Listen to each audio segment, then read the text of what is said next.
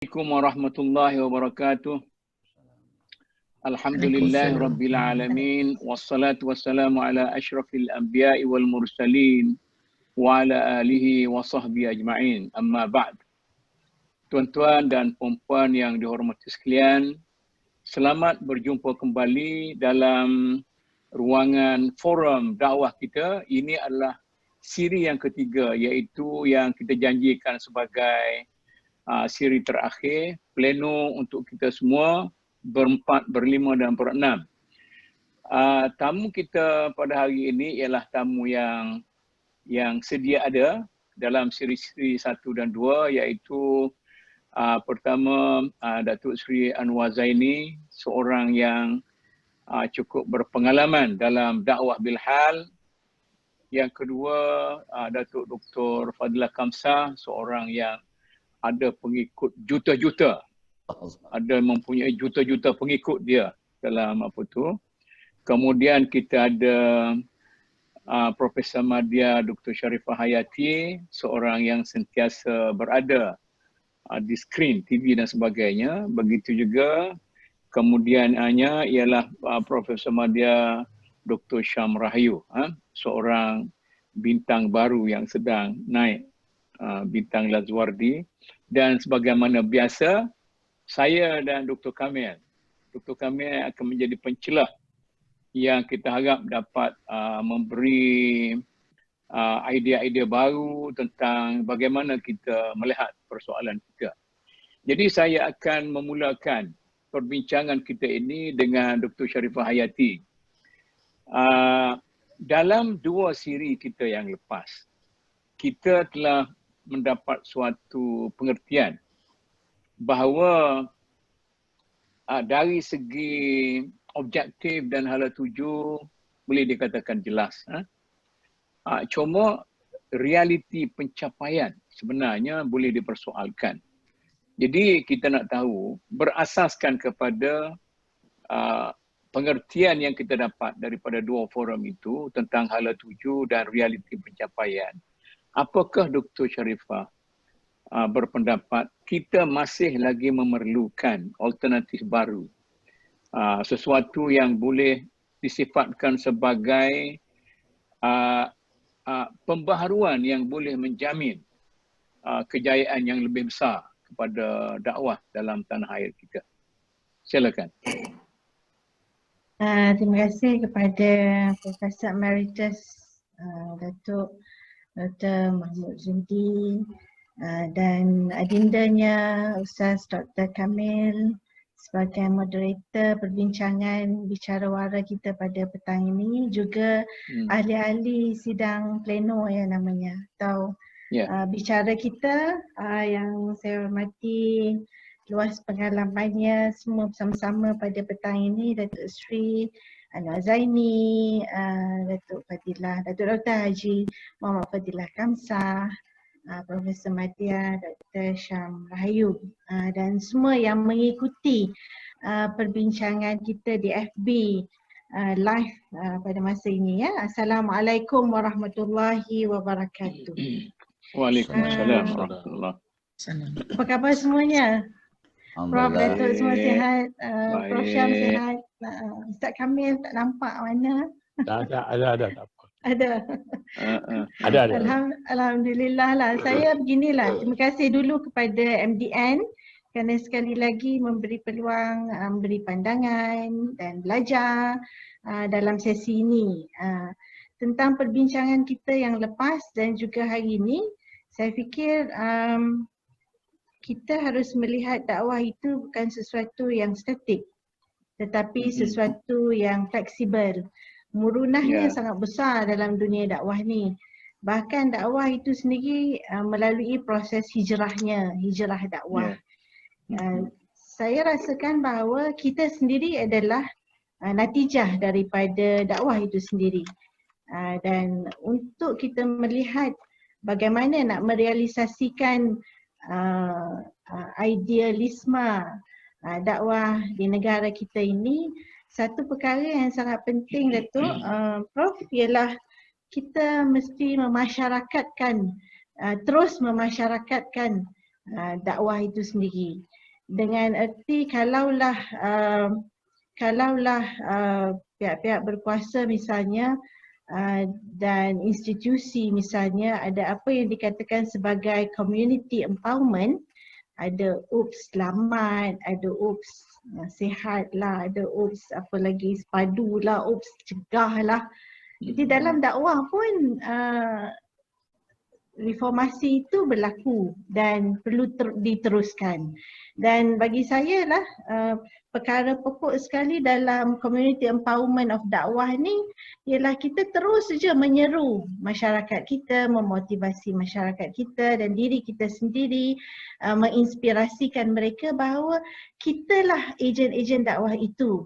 Kitalah yang memulakan usaha-usaha itu supaya dapat dijelmakan dalam kehidupan kita seharian.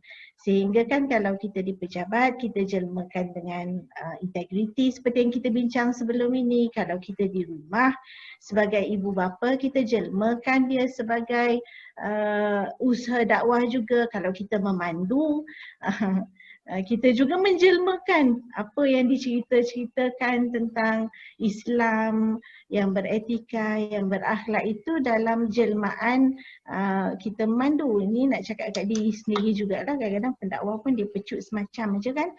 Itu. Dan kita tahu juga bahawa data pun menunjukkan bahawa dalam UPS Selamat misalnya 20 orang maut setiap hari pada tahun 2019. Jadi sekarang ni kita nak menjelmakan itu, dakwah itu dalam kehidupan seharian. Makanya pertama bagi saya sebagai pembukaan perbincangan kita lah Datuk, iaitulah kita menyeru masyarakat, memotivasi bahawa kita semua adalah ejen dakwah itu. And it has to start from our own self, mula daripada diri kita sendiri. Kalau saya ingat kita selalu orang agama kita menyebut hadis Nabi ibda binafsik summa man ta'ul, maknanya begitulah juga dalam reformasi dakwah yang sentiasa berkembang harus bermula pada diri sendiri. Dan saya suka melihat misal kata contoh kan Prof, kita tengok Abdurrahman bin Auf yang dikenali sebagai orang hebat dalam ekonomi, kerana dedikasinya berdikari dalam ekonomi dengan seutas tali, itu dibawa sehinggakan dia menjadi qudwah dalam dakwah. Dia menjadi qudwah dalam ekonomi, contoh yang baik dalam ekonomi. Dia mungkin tidak seperti Abdullah ibn Mas'ud yang kita ceritakan tentang keberaniannya dengan membaca Al-Quran terang-terangan sebagai orang pertama di depan Kaabah.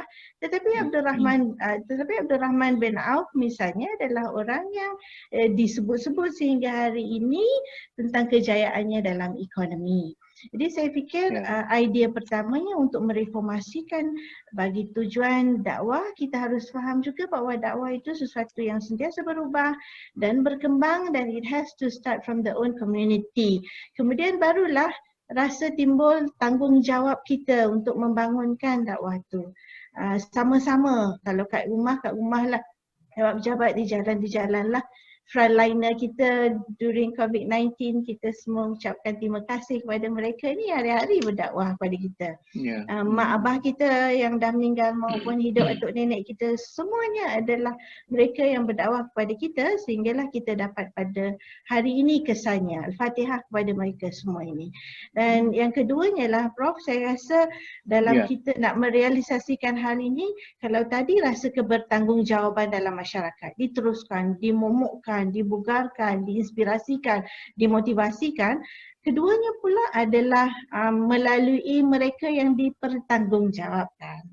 Jadi institusinya baik, individunya baik, NGO-nya baik, sekolahnya baik, universitinya baik, artisnya baik, ahli-ahli senimannya baik, semua ini yang dipertanggungjawabkan. Makanya sudah tentu memerlukan kita memahami apa yang dah dibincangkan, saya sebut sebelum ni, memahami khalayak. Kita dalam meneruskan agenda dakwah negara, tidak boleh tidak memahami khalayak. Jadi memahami khalayak ini umurnya, pemikirannya, keilmuannya, itu kan sangat penting. Dan memahami zamannya juga. Kalau Prof Datuk sebut tadi pasal zaman sekarang ini, dengan follower, zaman upload, zaman download. Ni semua ni nampaknya hari ini reformasi ni jelas sekali. Maknanya dakwah technocentric kita panggil kan.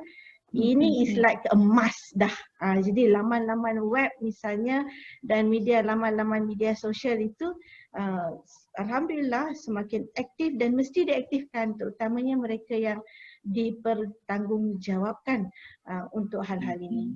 Saya rasa Prof, saya berhenti dulu di situ. Terima kasih Dr. Sharifah. Ya. Okey. Dr. Kamil ada nak tanya apa ni? Nak tanya orang Johor ni. Johor. Saya rasa sejak zaman berzaman lah, teras dakwah ini ialah pada pendidikan. Jadi di Johor telah membuat satu model sekolah menengah, sekolah agama petang. Dan sekarang ini sudah diikuti oleh Selangor dan banyak negeri-negeri lain.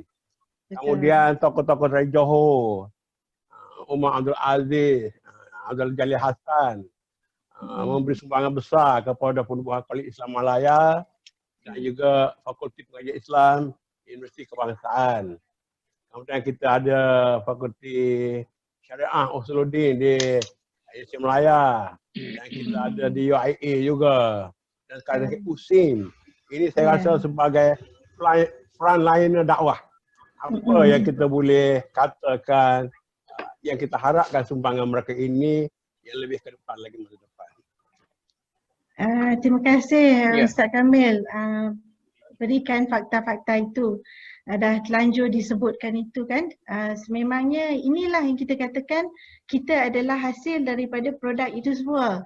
Kalau saya hasil daripada Universiti Melaya contohnya, hasil daripada sekolah Arab, hasil daripada sekolah agama petang, memang wajib pagi sekolah pagi, petang mesti wajib sekolah petang, dan alhamdulillah cara dan kurikulum itu juga kalau kita baca dalam sejarahnya juga dipinjam oleh negara Brunei Darussalam since 1940s lagi. Dan kewujudan sekolah-sekolah ini di abad ke-19 lagi, 18, 12 dah ada sekolah Arab dah. Dah ada sekolah-sekolah Al-Quran dah, kelas-kelas Al-Quran dah. Bahkan bila saya membacanya, saya juga tertarik bahawa seawal 1895 pun agama Islam itu sudah disebut di dalam undang-undang tubuh negeri, kemudiannya undang-undang ahkam Johor, diplomatik dengan kerajaan Turki pada ketika itu, dan diseragamkan kurikulum sekolah-sekolah Arab ini. Kemudiannya bukan itu saja, pergi sampai kepada penghulu pun jadi frontliner juga. Kalau buka buku penghulu, fasa 2 penghulu Johor, maka dikatakan setiap selepas salat Johor, salat Jumaat, penghulu kena bagi ceramah, kena bagi sikit tausiah selepas salat Jumaat. Dan pernah juga mufti-mufti itu membuatkan peraturan setiap penjawat awam itu bila salat Jumaat mesti turunkan tanda tangan dalam buku khas sebab nak jaga salat Jumaat. Dan pernah juga ada peraturan antara pukul 12.30 sampai pukul 2.30 hari Jumaat no business. Jadi kalau kita tengok kan menariknya sistem itu dibentuk sehinggalah jadi begitu, dan sebab itulah dulu dalam perbincangan pun saya menyebutkan tentang pentingnya pendidikan ini dan keseragaman itu. Saya kira hari ini dia dah semakin besar dah Datuk kan, pondok-pondok kita di negara kita dah semakin besar, sistem-sistemnya sudah semakin besar, setiap negeri-negeri melihat ada jawatankuasa syariah pendidikannya sendiri, dan kemudiannya peruntukan-peruntukan berapa juta dapat dalam belanjawan 2020 untuk pendidikan Islam misalnya, dan Datuk Mud Prof pun dalam Lepmai dahulu banyak idea-ideanya dasar tahfiz negara dan sebagainya. Jadi alhamdulillah pokoknya harus diteruskan dengan penambah-penambahbaikan. Saya fikir itulah termasuk juga kalau cerita ekonomi, kita ada jihad ekonomi yang kita saya banyak belajar waktu rancangan At-Tijarah dulu daripada almarhum kita Tan Sri Ali Hashim misalnya. Perkembangan-perkembangan itulah sehingga hari ini e-wakaf itu tidak lagi di Malaysia, tetapi wakaf itu boleh beli lot di Australia hari ini. Jadi kita lihat kehebatan idea orang-orang ini melaksanakan tugasan mereka masing-masing, memberi buah kepada, jika tidak hari ini akan dikutip buahnya oleh generasi kita akan datang. Pokoknya penerusan dan penambahbaikan. Okey, terima kasih Dr. Sharifah. Saya nak pergi kepada Dr. Syam. Hari ini lebih tertib sikit kita berbincang. Pergi Dr. Syam. Dia, kalau kita balik kepada kenyataan yang terdapat dalam perlembagaan kita, kita dapati perlembagaan kita begitu tegas tentang kedudukan Islam di negara ini, termasuk usaha-usaha dakwah di dalamnya. Maknanya kerajaan mempunyai kuasa untuk membantu apa saja yang dalam bentuk Islam, pendidikan ke dakwah ke apa semua sekali. Cuma dari segi pengurusan, oleh kerana kuasa-kuasa negeri itu ataupun kuasa agama itu terletak kepada negeri-negeri, kadang-kala kita berhadapan dengan sedikit sebanyak masalah, terutama sekali apabila sama ada pihak negeri ataupun pihak persekutuan bukannya merupakan orang jenis tinggi semangat kerjasamanya. Jadi masing-masing akan membawa diri masing-masing dan di sini timbul masalah. Jadi oleh kerana itu, bagaimana kita boleh compromisekan, boleh try menyesuaikan antara kuasa pusat dengan kuasa negeri ini supaya tidaklah bercanggah antara sesama lain, dan ia merupakan suatu kekuatan sebenarnya, bukan suatu kelemahan dalam pentadbiran dakwah dalam negara kita. Ya, saya Dr. Syam. Bismillahirrahmanirrahim. Assalamualaikum warahmatullahi wabarakatuh. Terima kasih Datuk Prof. Emeritus Datuk Dr. Mahmud Zudi dengan soalan itu dan juga undangan kepada saya lah. Terima kasih juga untuk Ustaz Kamil sebagai pencelah nanti. Saya sangat hormati Datuk Sri Anwar Zaini. Saya banggalah duduk dalam forum bersama-sama ni. Datuk Dr. Fadilah Kamsah, orang yang saya berguru secara langsung dan tidak langsung. Rakan dan sahabat saya, Profesor Madya Dr. Sharifah Hayati. Saya melihat kepada struktur asas ni, struktur asas dalam kerangka dakwah ni hendaklah kukuh. Yang kita tahu kan, sebab semua benda yang dilakukan, ada semua perkara yang dilakukan oleh seseorang itu, seseorang pendakwah lah dalam konteks ini, ia hendaklah melalui satu platform yang gagah, yang kukuh, ampuh, yang boleh bertahan. Jadi oleh kerana penting sangatlah isu yang Tok Mok sebut ni dan bawa pada kali ini ialah sekarang ni kita dengar pelbagai reaksi. Sebenarnya ramai yang juga dalam konteks negatif menyatakan tentang pengasingan kuasa tentang Islam ini antara negeri-negeri dan persekutuan juga. Ia menjadi satu impak yang tidak boleh menyempurnakan usaha dakwah yang bersepadu dan berefektif. Ya. Jadi ada yang mengungut-ungut lah. Biasanya perbezaan fatwa lah biasanya akan menjadi pokok utama perbezaan. Jadi realitinya sangat mendalam. Realiti cabarannya sangat besar dalam keadaan semasa. Contohnya realiti cabaran seperti radikalisme. Saya sebut cabaran ni kerana saya akan pergi kepada keampuhan sistem yang ada itu. Sama ada ia benar-benar ampuh, kukuh ataupun tidak untuk kita melaksanakan dakwah nanti. Saya nak cerita cabaran tu besar dari segi radikalisme, pemikiran, ideologi. Banyak juga tentang hak asasi, pengaruh ajaran sesat tidak habis-habis. Di negeri-negeri pun banyak kita dengar jabatan-jabatan agama Islam pun bertungkus lumus lah tentang hal-hal berkaitan dengan ajaran sesat.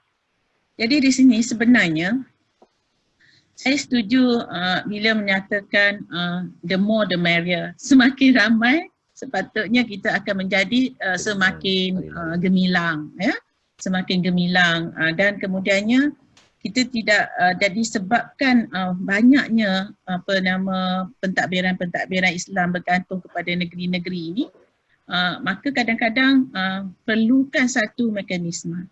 Jadi sebenarnya ini bukan perkara baru untuk memastikan usaha-usaha dari segi dakwah dan perkembangan Islam ini teratur. Contoh kalau dalam bidang saya ni, saya lihat kepada laporan jawatan kuasa kerja mengkaji draft perlembagaan yang dibuat oleh Suruhanjaya RIT. Pada perenggan 60 laporan jawatan kuasa kerja tersebut menyatakan bahawa adalah penting untuk mencari satu formula koordinasi sebab kita mengiktiraf raja-raja di negeri sebagai ketua agama Islam di negeri masing-masing. Bagi negeri yang tidak ada raja, kita mengangkat ke bawah Duli Yang Maha Mulia Sri Paduka Baginda Yang di-Pertuan Agong sebagai ketua agama Islam. Jadi telah disedari oleh mereka yang merangka perlembagaan dan juga merangka persekutuan ini.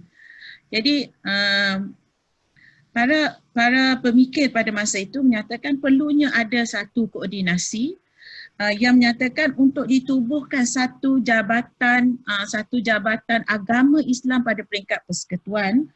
Dan yang di-Pertuan Agong selepas berbincang dengan Majlis Raja-Raja bolehlah menubuhkan institusi tersebut pada peringkat persekutuan. Ini jelas disebut. Itu pada tahun 1957. Kemudiannya dalam perkara bila kita merdeka tu kita adalah perlembagaan persekutuan. Dalam perkara 38 dua perlembagaan persekutuan ini bahawa raja-raja di negeri-negeri itu boleh mempersetujui atau tidak mempersetujui supaya apa-apa perbuatan amalan dan upacara agama diperluas di persekutuan secara menyeluruh. Ini kerangka yang kita ada. Sekarang kita ada institusi Majlis Raja-Raja dan institusi Raja-Raja. Jadi di sini kita nampak apabila saya mengkaji salah silah institusi yang telah ditubuhkan pada peringkat persekutuan itu, institusi yang dihasratkan untuk menjadi koordinator, untuk menjadi fasilitator kepada keseragaman itu, iaitu institusi Majlis Kebangsaan Hal Ehwal Islam. Jadi ini adalah institusi secara kerangkanya yang diniatkan pada hasratnya sebelum kita merdeka lagi supaya ia boleh menjadi penghubung antara negeri-negeri dan persekutuan. Saya apabila saya kaji ni, saya sangat gembira apabila saya berjumpa dengan satu ucapan pada Tengku Abdul Rahman pada majlis pembukaan mesyuarat pertama Majlis Hal Ehwal Kebangsaan Islam ini, iaitu pada Februari 1970. Ia menyatakan, Tengku Abdul Rahman menyatakan bahawa penubuhan MKI ini adalah dihasratkan sebagai forum perundingan antara negeri-negeri yang seterusnya menjadi penyelaras urusan hal ehwal Islam. Hal ehwal Islam tu ada 2-3 yang disebut, iaitu pentadbiran, pendidikan, perundangan dan dasar-dasar yang perlu berkaitan Islam. Jadi pewujudan MKI ini adalah bertujuan untuk menjayakan, memajukan Islam. Ia tak berhenti di situ. Tengku Abdul Rahman menyatakan bahawa sekiranya kita berjaya mewujudkan MKI ini, Majlis Kebangsaan Hal Ehwal Islam ini, dihasratkan bahawa terbentuknya satu pusat penyelidikan Islam, Islamic Research Center, yang boleh mengembangkan pengajaran Islam di Malaysia dan juga di Asia Tenggara. Ini ucapan pada tahun 1970, hasrat penubuhan MKI itu.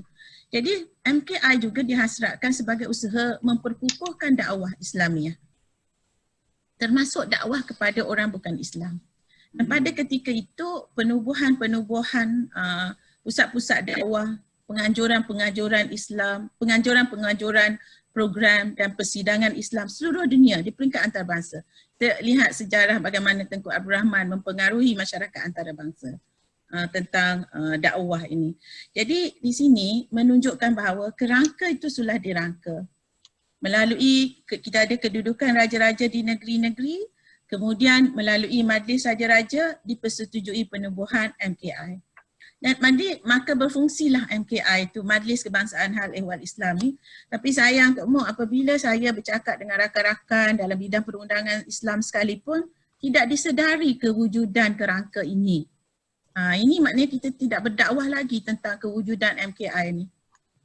Terutamanya orang kenal MKI ni kan cuma untuk kadang-kadang fatwa biasanya, jadi kita tidak begitu mengenali institusi kita ini.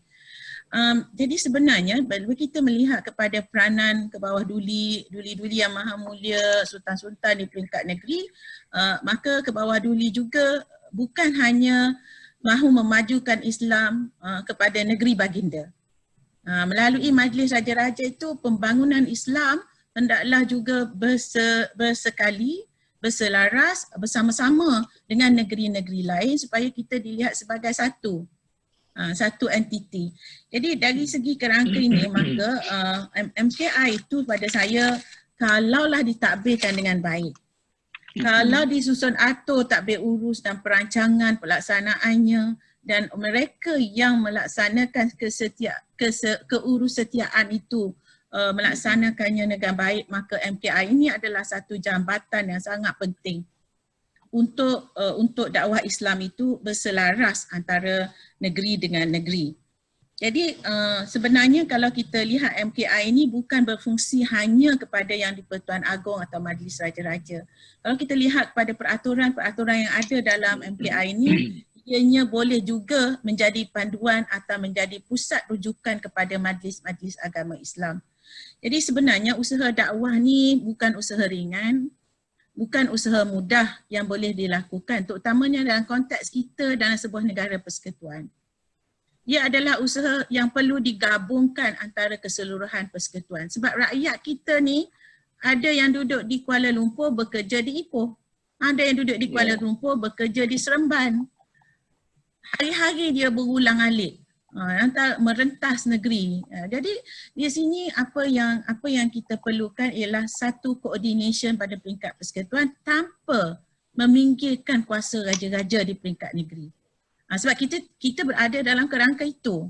Tapi raja-raja di peringkat negeri mempunyai tanggungjawab baginda kepada subjek baginda di negeri-negeri baginda. Jadi kita tidak boleh nafikan itu adalah kuasa baginda. Jadi di peringkat persekutuan, dia hendaklah melalui Majlis Raja-Raja. Saya jujur dalam hati saya fikir kalaulah effectiveness, keberkesanan Majlis Raja-Raja ni boleh kita angkat lagi untuk kita mengangkat MKI supaya tidak ada pertandingan. Tidak ada orang mahu merebut kuasa Islam daripada institusi beraja ini.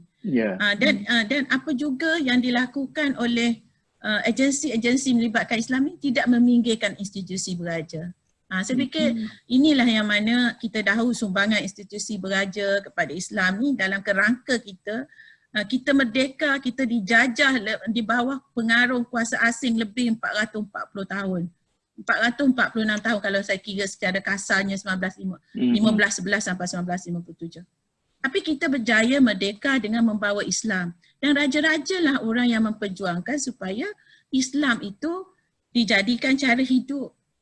Jadi banyaklah, itu saya tak perlu huraikan lah, maknanya kita dah tahu institusi-institusi itu sudah tersusun dan teratur. Jadi perbezaan-perbezaan pandangan antara negeri dengan negeri, kita kena suburkan lagi penyelesaiannya. Kalau ada perbezaan. Jadi kemuncak kita ialah supaya Islam ini makmur bukan sahaja di negeri. Islam ini makmur dan dakwah Islam ini makmur ke seluruh negara di bawah pimpinan ataupun di bawah pemerintahan peringkat persekutuan, bawah Majlis Raja-Raja. Bukan yang di Pertuan Agong seorang-seorang. Ia adalah Majlis Raja-Raja. Ini yang kita sebab ia ada kukuh kedudukannya dalam perlembagaan itu tentang kedudukan Islam. Jadi kat situ dululah Nok Mut ya untuk pandangan tentang kerangka asas dakwah Islamiah di Malaysia. Okey. Terima kasih. Saya nak bagi sikit. Prasham. Ya saya. Tugas raja-raja ni dia dua. Satu agama Islam, yang kedua tanah. Jadi tanah ni juga dia akan berkembang dakwah kalau tanah kita ada. Secara pasti menunjukkan bahawa bawah kubur apabila negara telah ditakluk oleh orang-orang Israel. Di Malaysia ni alhamdulillah saya difahamkan undang-undang tanah Kelantan telah memperketatkan supaya ia tidak dimiliki oleh secara mudah oleh bangsa-bangsa lain kecuali dengan kelulusan ESCO dan sebagainya. Tetapi yang menggerung masyarakat saya ini bila dari setahun ke setahun tanah-tanah yang di bawah raja atau negeri-negeri ini semakin susut. Difahamkan bahawa tidak tanah Melayu hanya tinggi 10% kalau kita mencapai kemerdekaan dan tidak ganti dengan tanah baru untuk kita. Jadi kita dengan dakwah memerlukan bumi tempat dia berpijak. Bagaimana kita boleh mempeluangkan bidang kuasa tanah orang Islam supaya jangan susut apatah lagi di bandar-bandar besar di Kuala Lumpur, Ipoh, Melaka dan sebagainya. Minta ulasan. Okey. Silakan. Okey, terima kasih Ustaz. Saya pun tak pandai sangat undang-undang tanah ni. Cuma kita tahulah, saya sangat setujulah dengan pandangan Ustaz tu bahawa pemilikan tanah itu menjadi asas. Kalau tiada tanah, tak ada tempat untuk kita berpijak. Sebab itulah apabila di Kelantan ni sebenarnya pada awalnya, kalau kita katakan pada tahun 1926, 1930-an untuk pengenalan kepada undang-undang berkaitan dengan tanah rezab Melayu, tanah simpan Melayu di Kelantan tu, orang Kelantan ni dia tak jual tanah kepada orang bukan Melayu pada masa itu. Dia jual tanah kepada orang kaya-kaya Melayu yang boleh mengumpul tanah itu. Itu beza kadang-kadang antara negeri Kelantan dengan negeri lain. Saya sebenarnya tak tahu nak mengiyakan atau mengesahkan fakta yang Ustaz bagi tadi tentang berapa persen tanah rezab Melayu tu. Saya tak boleh mengesahkan atau tidak nak kata saya tak setuju, tak boleh sebab saya tak ada fakta tu. Kadang-kadang ada permasalahan dari segi tanah ni apabila banyak pembangunan dilakukan melibatkan tanah rezab Melayu. Tetapi apabila pembangunan itu dengan syaratnya, dia macam kalau kerajaan pun mengambil tanah tu, maka hendaklah diganti tanah rezab Melayu tu. Tapi kadang-kadang apabila diambil untuk pembangunan tidak diganti, itu juga antara faktor pengurangan. Tidak bermaksud orang jual tanah kepada bangsa asing, tapi kerana pembangunan. Saya tidak ada data, tidak ada fakta tentang itu. Jadi saya nampak ia bukan permasalahan di negeri Kelantan saja yang Ustaz pun sebut di negeri-negeri lain tadi, Kuala Lumpur sebagai satu contoh yang sangat besar, satu contoh yang sangat glaring, sangat jelas untuk kita lihat bahawa pemilikan tanah itu telah berkurangan. Jadi di sini apakah peranan institusi beraja ataupun peranan orang-orang yang mempunyai kuasa, ya, mereka yang seperti saya fikir Profesor Madya Dr. Sharifah Hayati tadi dah sentuh dah cuit dah sikit tentang otoriti yang memegang kuasa ini, kelulusan yang berkaitan dengan tanah tu. Saya tidak boleh menumpukan kepada Kelantan. Jadi secara umumnya saya fikir pertama pentingnya tanah itu. Memang betul pentingnya untuk usaha dakwah tu. Keduanya pentingnya tanah juga untuk pembangunan ekonomi. Yang ketiganya institusi yang bertanggungjawab terhadap tanah ini juga sangatlah diserulah atau dirayulah untuk melaksanakan tanggungjawab sepenuhnya. Ya. Saya mungkin tak boleh jawab sepenuhnya soalan Ustaz tadi, ya. Tapi setakat itu je lah yang saya tahu, Ustaz. Wallahu a'lam. Ya, terima kasih Dr. Syam. Saya nak pergi kepada Datuk Seri Anwar Zaini. Ini round kita nak dengar dengan huraian-huraian yang diberikan oleh para panel kita. Saya tak akan ganggu sesiapa yang bercakap. Saya nak pergi kepada Datuk Seri Anwar. Dalam perbincangan yang lepas, terutama sekali dalam sesi yang pertama, Datuk Seri Anwar telah membangkitkan soal attitude ataupun gelagat seseorang pendakwah itu. Ada orang yang berdakwahnya suka mengkritik orang, mengambil jalan atau mengambil jalur nahi mungkar. Tetapi beliau mengatakan beliau tertarik dengan satu personality yang mengambil sikap amal ma'ruf, iaitu memandang segala apa yang di hadapan dia sebagai satu perkembangan yang baru asalkan para pendakwah boleh ikut serta dan sebagainya. Jadi kita nak dengar hari ini bagaimana idea Datuk Seri nak mensinergikan antara dua ini supaya imbangan itu, mungkin tentulah Al-Quran bila dia letak kata dakwah itu ialah amal ma'ruf dan nahi mungkar. Maknanya perlu pada selaras lah. Silakan Datuk Seri. Assalamualaikum Prof. Mahmud dan panel. Sebelum saya memberi reaksi kepada statement Profesor Mahmud, saya nak mencelah kepada apa yang Dr. Kamil bertanya soal kuasa raja terhadap tanah. Jadi saya nak buat pembetulan. Betul, silakan. Kuasa mutlak raja. Tanah kuasa. Ada beza kuasa mutlak raja macam dalam agama dengan kuasa negeri, maknanya terletak kepada orang-orang politik, siapa juga menteri besar. Ya. Saya ingat almarhum Sultan Azlan sebagai bekas Lord Presiden, bekas mesyuarat MMK atau EXCO akan pergi ke istana dan menjadi tradisi tiap-tiap pagi Rabu menteri besar akan menghadap Sultan dan Sultan boleh menegur atau memberi pandangan dan ulasan terhadap kertas majlis mesyuarat.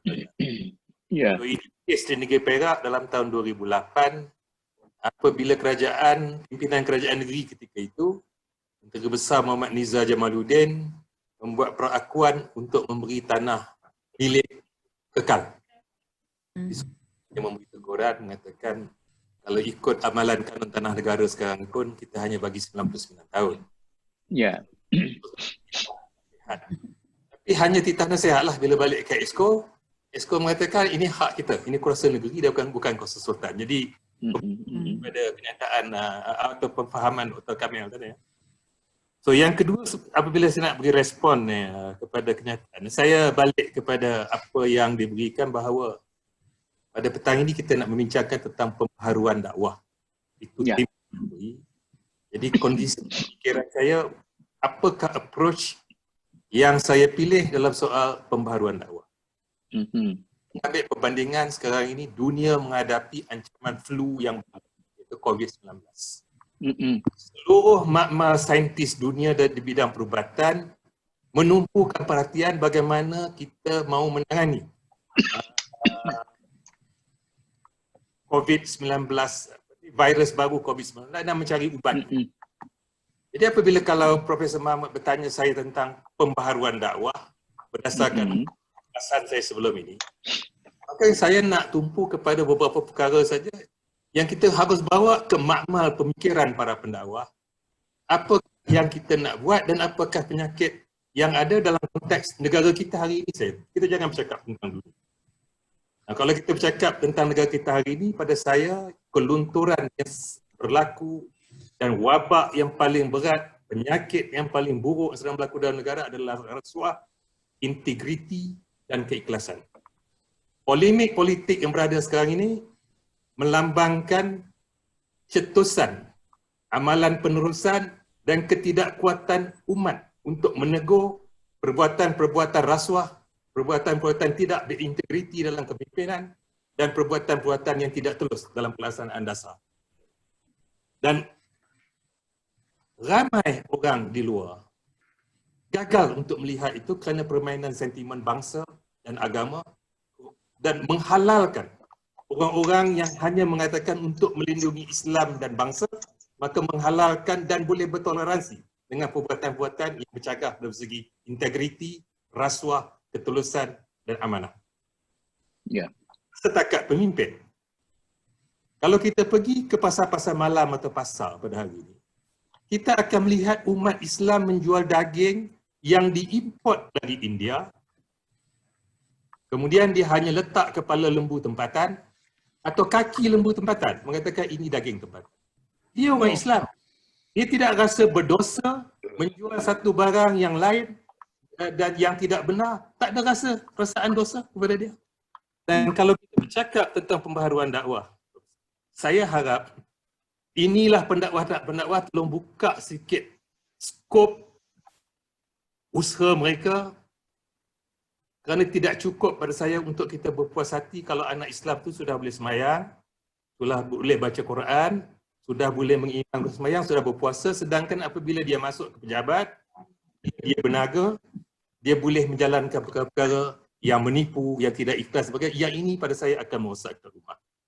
Dan satu celahan saya kepada ulasan dalam Profesor Muhammad Syam Rahayu tadi dalam soal menggabungkan koordinasi oleh kerana kuasa agama tetap pada raja-raja. Saya punya perspektif yang berpengalaman di peringkat federal dan negeri, saya antara orang yang kuat mempertahankan supaya kuasa agama itu kekal kepada raja-raja. Saya bercakap demikian kerana saya lihat kalau kuasa agama diserah kepada persekutuan, dianya adalah tertakluk kepada parlimen.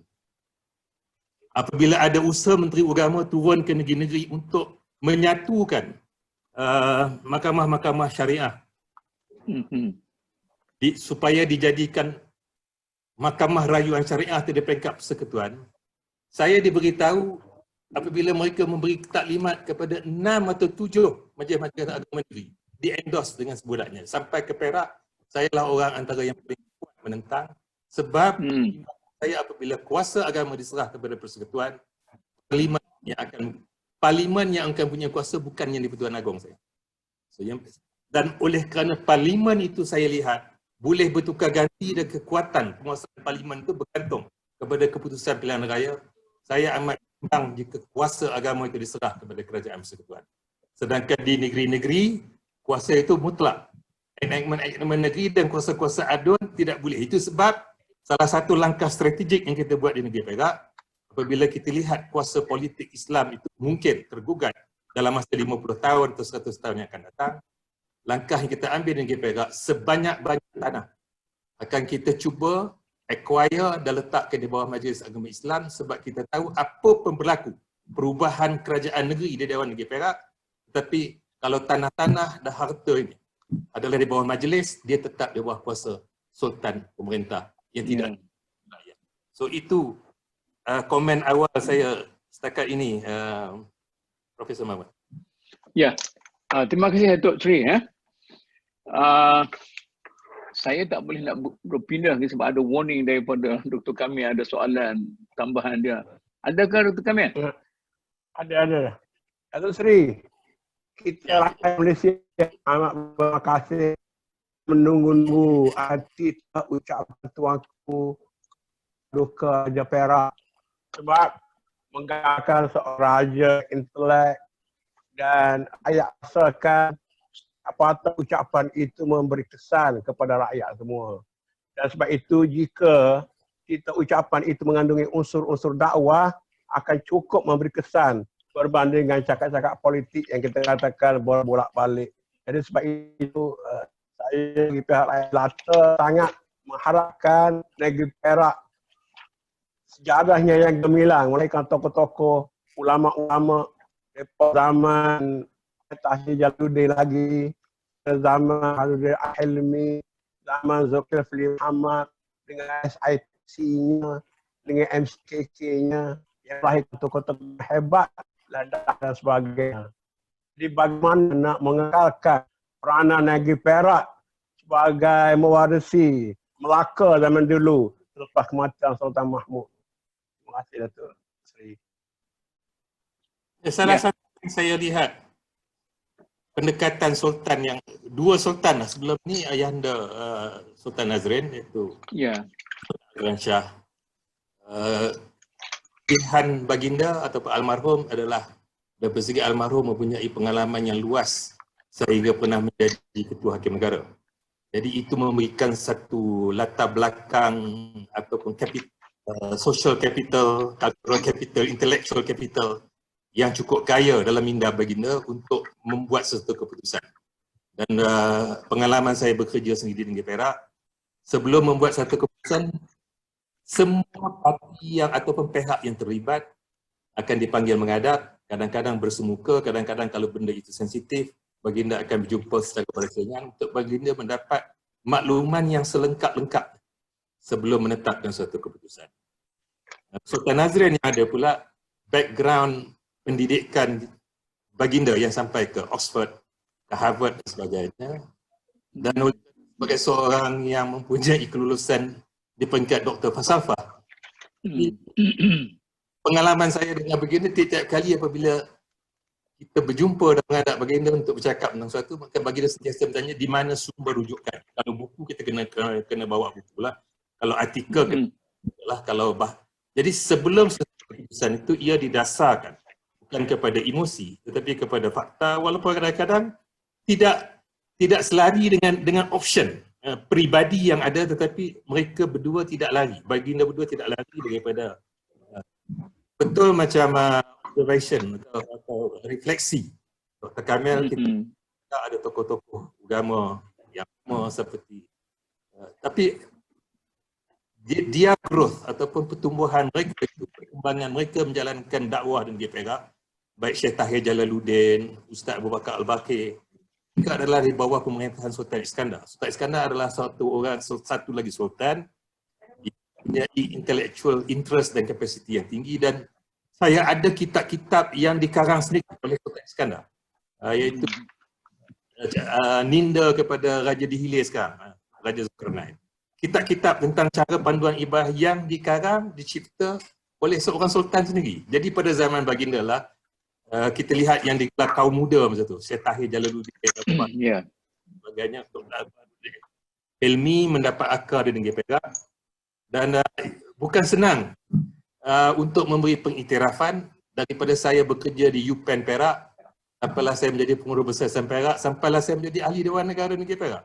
Pada saya, Ma'had Tahfiz, Ma'had di Gunung Semanggul itu, pada saya satu tapak sejarah pendidikan. Itulah next to Sultan Idris Training College yang dibangun oleh kerajaan Inggeris. Ma'had di Gunung Semanggul ini adalah yang diasaskan oleh Ustaz Abu Bakar Al-Bakir. Pada saya dia adalah institusi pengajian tinggi Islam pada masa itu. Dr. Asri dan sebagainya pun pergi ke situ belajar dan mengajar. Dan apabila di UPenn Perak meminta kerajaan memberi pengiktirafan, dibangunkan semula, dijadikan satu tapak sejarah ilmu, kerana Abu Bakar Al-Bakir ini dikaitkan dengan PAS, dengan parti PAS, maka tidak ada respon kerana pada mereka membangun dan menghidupkan balik semangat Ahliya Asharif di Gunung Semanggul itu, seolah memberi satu pengiktirafan kepada parti politik yang bertentangan dengan parti politik yang berkuasa ketika itu. Sehinggalah Sultan Nazrin menjadi sultan, ditabarkan sebagai sultan pada tahun 2015. Barulah saya berjaya untuk penetrate peringkat yang sangat kecil, iaitu Sultan Nazrin memperkenankan sokongan dan perakuan saya untuk dianugerahkan Dr. Burhanuddin Al-Hilmi dengan anugerah gelaran Datuk Seri secara anumerta postumus, dan Datuk Ustaz Abu Bakar Al-Bakir pada tahun 2016. Kalau tidak itu, tak ada jalan untuk kita nak memberi pengiktirafan. Sedangkan di Taman Tun Ismail, kita boleh namakan jalan-jalan Dr. Burhanuddin Al-Hilmi. Ini Perak bagi anugerah Datuk pun kita rasa tak boleh bagi sebab dia itu pemimpin PAS. So, itulah rosaknya agama Islam dan kemuliaan Islam kerana ada permainan politik dan cemburu politik yang berlaku dalam negara ini. Itu Tuk Sri. Okey, terima kasih banyak.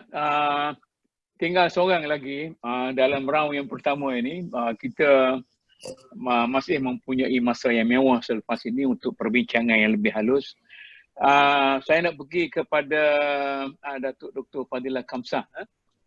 Datuk, macam diperkatakan oleh 3 orang panel kita tadi merangkumi beberapa realiti. Satunya mengenai bagaimana kita mempunyai asas perlembagaan. Sama ada perlembagaan itu memberi kekuatan kepada pusat atau mengekalkan kedudukan negeri dan sebagainya. Tetapi persoalan yang selain daripada itu ialah adanya institusi-institusi dakwah yang begitu besar, yang mempunyai bawa yang cukup, yang mempunyai perlindungan daripada MKA dan sebagainya, tetapi di samping itu ada apa yang kita namakan sebagai para pendakwah bebas. Para pendakwah bebas ini mempunyai pengaruh yang begitu besar dalam masyarakat. Jadi kadang-kala populariti para pendakwah bebas ini biasalah lebih besar daripada populariti institusi dakwah yang berteduh di bawah MKA, di bawah kuasa kerajaan dan sebagainya. Dan kadang-kala mereka mempunyai jalan yang tidak selari, tidak serupa, tidak selari dan sebagainya. Jadi oleh kerana itu, bolehkah kita cuba selaraskan antara institusi yang besar ini dengan para pendakwah yang secara peribadi yang berdakwah ini supaya mereka itu boleh selari dan tidak ada kecekcokan apalagi permusuhan antara mereka itu, supaya kekuatan dakwah kita ini boleh pergi dengan secara yang begitu kuat sekali. Ya, silakan Datuk. Subhanallah. Saya yang paling comel, yang paling akhir, paling teruk soalannya. Masya Allah, beratnya. Terima kasih Tok Mut, sahabat-sahabat ahli panel, Datuk Seri Anwar Zaini, Prof. Madya Sharifah Hayati dan juga Dr. Syam, Profesor Madya Syam Rahayu, dan Dr. Kamil, Ustaz Kamil, Dr. Basir tak lupa. So, terima kasih banyak-banyak. So, ini soalan yang patutnya tanya pada orang macam Datuk Seri Zaini tadi ataupun apa nama Syam Rahayu ataupun Sharifah. Ini orang yang hebat-hebat dapat jawab ni. Tapi yalah, memang ini satu realiti, ya, satu realiti yang kita terpaksa hadapi. Acap kali benda-benda yang sudah established macam yalah badan-badan yang besar, kukuh dan berwibawa yang menjalankan tugas dakwah, dan berbanding orang yang bebas, yang orang-orang yang kata orang tu yalah masing-masing punya pendekatan yang kadang berbeza, ini yang kadang lebih popular. Tapi itu kita kena ingat balik. Saya ingat Datuk Seri Zaini ada sebut, ya, Dr. Syam ada sebut, Dr. Sharifah juga ada sebut, ya, kadang-kadang bila kita menyampaikan dakwah sesuai dengan keperluan, kehendak dan cita rasa penema khalayak, ataupun saya baru dari seorang sahabat tadi, dia kalau mad'u doa mad'un nanti ramai ya. Mad'un. Wow, nun, ya nun boleh semua. Itulah macam majnun. Sama lah itulah ya. So, okey, khaldun. So, oleh kerana pendekatan mereka mungkin lebih kata orang sesuai dengan cita rasa, ya, para mad'un ataupun khalayak ini, maka mereka so-called kata Tok Mut ni lebih popular, ya, lebih glamour dan lebih disukai. Itu satu perkara yang kita terpaksa ingat. Dan saya selalu ingat pada pesan pada guru-guru kita, semua orang adalah aset dan semua orang sepatutnya dakwah. Misi agung dakwah di Malaysia ataupun seluruh dunia, kita ambil Malaysia. Misi agung dakwah sepatutnya menjadikan setiap orang Islam sebagai potensi da'i. Sebab sekurang-kurangnya seorang ayah kena berdakwah pada keluarganya. Jadi sebenarnya misi agung dakwah menjadikan setiap orang Islam di Malaysia da'i. Dalam konteksnya, dalam keterbasatan yang ada, maka dia kena jalankan kerja-kerja dakwah. Sebab kalau dakwah dalam rumah tangga 24 jam lah, ya, orang luar berjadual, bertime dan sebagainya. Itu satu. Dan satu lagi yang saya selalu ingat, guru-guru saya pesan kat saya secara umum lah, saya ni orang yang paling kata orang tu kerdil dalam dakwah, sebab memang tak ada dalam bidang agama, bukan ustaz, dah lama tak start pun, ya. So ini yang jadi isunya.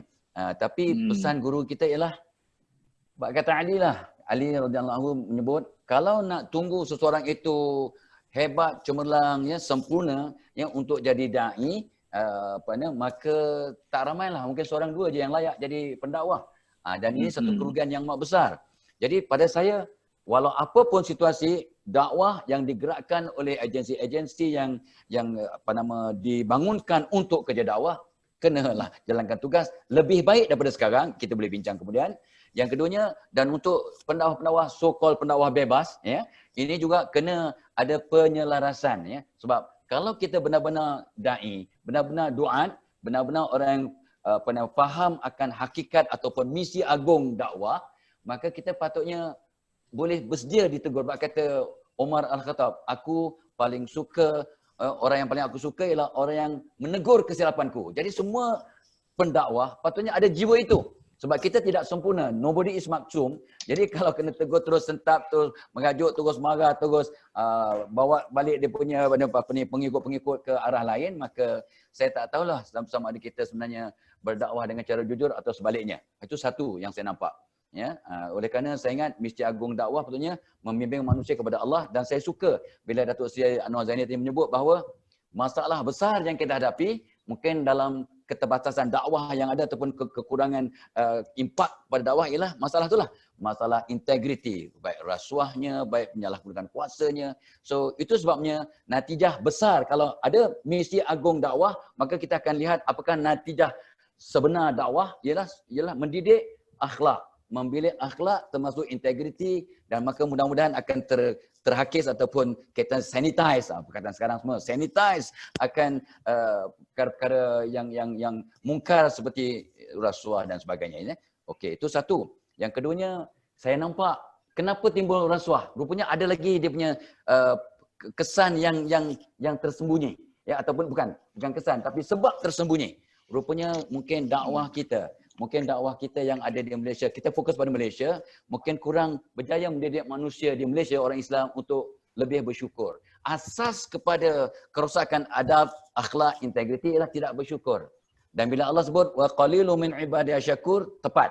Jadi apakah usaha dakwah dengan misi agungnya untuk membentras ataupun nyah cemar masalah yang tidak syukur ini? Saya gunakan perkataan-perkataan COVID ni. Ya, mudah-mudahan lebih sesuai dengan keadaan.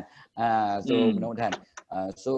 Dan saya sebenarnya selalu berfikir pada diri saya sebagai orang luar, ya, sebagai orang wakil orang awam, bagaimana kita nak jadikan dengan usaha dakwah, baik dari segi institusi dakwah yang ada ataupun pendakwah-pendakwah bebas, so-called pendakwah bebas ini, bagaimana nak menjadikan semua orang Islam berpotensi jadi da'i dan juga menjadi duta-duta kecil agama Islam. Artinya bila orang nampak je kita, ini dakwah bilhal, dakwah bil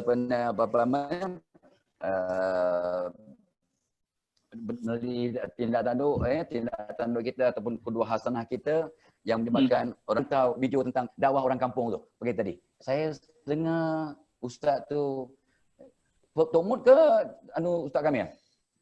Yang menghantar video contoh seorang ustaz memberi ceramah. Saya. Dia kalau buat dakwah ni saya tak pandai sangat. Faisal. Datuk Faisal. So saya dengar dari awal sampai akhir dan sangat menarik pandangan ustaz itu dari kacamata dia, ya. Tapi saya adalah aspek yang saya tidak bersetuju, ya. Sebab dikatakan betapa orang Melayu Islam khususnya sangat-sangat lemah sampai boleh menjadikan satu mensabotaj agama, ya. Kita lemah, ya, walaupun mana hebat macam pun, bila kita jadi hebat kita ikut orang lain, ya. Bila kita hebat, kalau orang yang hebat, yang orang dakwah hebat, dia akan jadi macam Arab, ya. Kalau misalnya orang yang biasa hebat akan jadi macam orang putih. So pada saya ada dia punya pro and contra itu, tapi pada saya rupanya ini dia.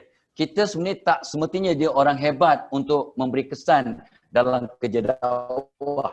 Sebab ramai orang non-Muslim yang belum Islam, yang belum revert kepada Islam di Malaysia, ya, ramai yang balik revert kepada Islam bukan sebab orang hebat-hebat, tapi sebab sebenarnya saya yakin bahawa ramai orang tertawan pada Islam sebab tindak tanduk orang biasa. Kalau ada itu ustaz memanglah, ada itu orang hebat memanglah. Jadi pada mereka itu satu grab yang besar. Aku takkan sampai macam orang hebat macam tu, tapi tengok orang-orang biasa ni. Orang-orang biasa ni masya-Allah, ya. Itu sebenarnya sangat Tok Mut ke siapa yang berceritakan bahawa bila dia nampak seorang Cina yang membaca kitab-kitab Islam, ya, di Kelantan, dia kata ni Allahyarham Ustaz Muhammad ni Allahumma selamat yang meninggal dunia tu. Osman Al-Muhammadi. Muhammadi. Ya, Osman Al-Muhammadi. Ustaz Osman Muhammadi. Dia jumpa seorang tauke Cina baca buku Islam. Wah, bila masuk Islam? Saya tak saya baca buku Islam banyak. Tapi tak maksudnya tak. Hak dalam book comel molek. Tapi hak reality hak sebenar tu nampak orang selai ni huduh belaka dia kata. Allah malu. Gelewak. Itulah dia. Itu dia. Ini bukannya satu benda yang sampingan ataupun benda yang isolated, tetapi benda yang kita kena lihat. Jadi kalau semua orang Islam dalam keterbatasan ilmu dan kehebatan kita boleh jadi dai, ya, sekurang-kurangnya cara yang dakwah bil hal, maka mudah-mudahan kalau tidak pun orang non-Muslim revert kepada Islam, tetapi mudah-mudahan mereka tidak antagonize ataupun tidak benci atau tidak menghina Islam. Sebab saya paling marah bila orang menghina Islam. Sebab kita yang kurang ajar, kurang sopan, kurang cantik dalam mempamerkan keindahan tingkat tingkah laku ini. Akhlak kita tak baik. Itu sebabnya bila seorang ulama kata, saya belajar adab 30 tahun, saya belajar ilmu agama Islam 20 tahun. Ya, jadi kita kena mulakan dengan adab, dan inilah pada saya, ya, kata orang tu salah satu fungsi terbesar dakwah-dakwah organisasi dakwah di Malaysia, baik yang formal atau yang tidak formal, ke situ. Di sini yang kita kena ingat realitinya, dan kita kena sesuaikan. Di sini yang Dr. Sharifah juga ada sebut tadi, bahawa bila kita menyedari hakikat bahawa dakwah itu kerja semua orang, semua pihak, dan semua yang ada di Malaysia, gerakan yang ada sekarang kena teruskan setakat yang kita mampu. Tetapi kena ada pembaharuan. Ini yang isu kita. Kena ada pembaharuan, penekanan kepada uslub dakwah yang terkini sesuai dengan situasinya. Ya. Sebab khatibun nasa ala qadri uqlihim. Jadi mudah-mudahan dengan kadar akal yang ada sekarang, ya, terutamanya dengan keterbiasaan baru ini, kita kena pastikan bahawa sebab saya tengok ramai pendakwah sekarang, oleh kerana mereka sekarang tidak dapat bekerja berdakwah secara langsung because of PKP, maka mereka berdakwah dengan guna-guna uslub barulah. Ya, radio TV satu hal, ya, lepas tu radio swastanya, lepas tu dengan FB, dengan IG, Twitternya, dakwah online pula dengan webinarnya, usrah online-nya, FB live-nya, dengan yang kita buat kadang Zoom, Skype, StreamYard dan sebagainya. Tapi yang saya sangat-sangat suka, sebab saya orang psikologi, saya cukup tertarik pada pendakwah-pendakwah yang telah sedar, ya, pembaharuan yang mereka patut lakukan untuk menyentuh hati para mad'un yang ramai di negara kita. Yang ini saya nampak ada ramai dah ustaz yang akan mengadakan cicipan 2 minit. Saya mula-mula kata, wow, hebat ustaz ini. Dia tahu psikologi manusia. Rupanya manusia sekarang yang sibuk, yang mudah bosan, yang mudah boring dengan kaedah-kaedah biasa, dia boleh tahan 2 minit saja untuk mendengar satu maklumat. 2 minutes. It is a 2-minute barrier. Kalau masa 2 minit kita berjaya menyentuh hati mereka, awak berjaya. Kalau tidak, mereka akan lagi. Ya, mereka tak dengar dah. Ya, mereka tak akan view sampai habis. So, itu sebabnya kita kena faham bahawa manusia sekarang sudah berubah. Tak macam dulu. Orang dulu berjam-jam mencari ilmu. Dengan tekun, dengan taat, dengan hormat, dengan tertib, dengan beradab. Sekarang ni, 2-3 minutes gone. So, itu satu hal.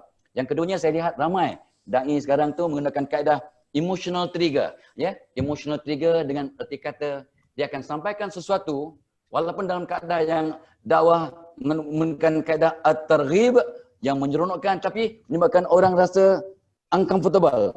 Alamak, aku rasa bodoh sangat dengan ni. Aku tadi rasa okey je. Dengar je ceramah Tok Mun ni, aku rasa sangat bodoh, sangat tak lengkap, sangat tak sempurna. Aku kena berubah. Ini emotional trigger yang kita lakukan bila kita menyampaikan sesuatu, kaedah dakwah, menyebabkan orang yang mendengar terasa, man, aku ni dulu sangka aku okey, rupanya aku tak okey lagi. Tapi dalam konteks yang memberi semangat, bukan membunuh semangat. Ya Allah, senangnya nak berubah. Ya Allah, senangnya, ya. Rupanya dengan solat taubat tiap malam, istighfar 100 kali, ya, the whole body system berubah. Ya Allah, aku jarang sangat buat. Ruginya, ni benda yang praktikal. Tapi senang aku boleh buat. Ini contoh. Ni emotional trigger. Yang pertama tadi menggunakan mental, picture ataupun undang-undang minda. Manusia berfikir pakai gambar. Dia boleh tahan 2-3 minit saja untuk dapat fokus. Untuk akhirnya menyentuh hatinya. Ini dia kena ingat.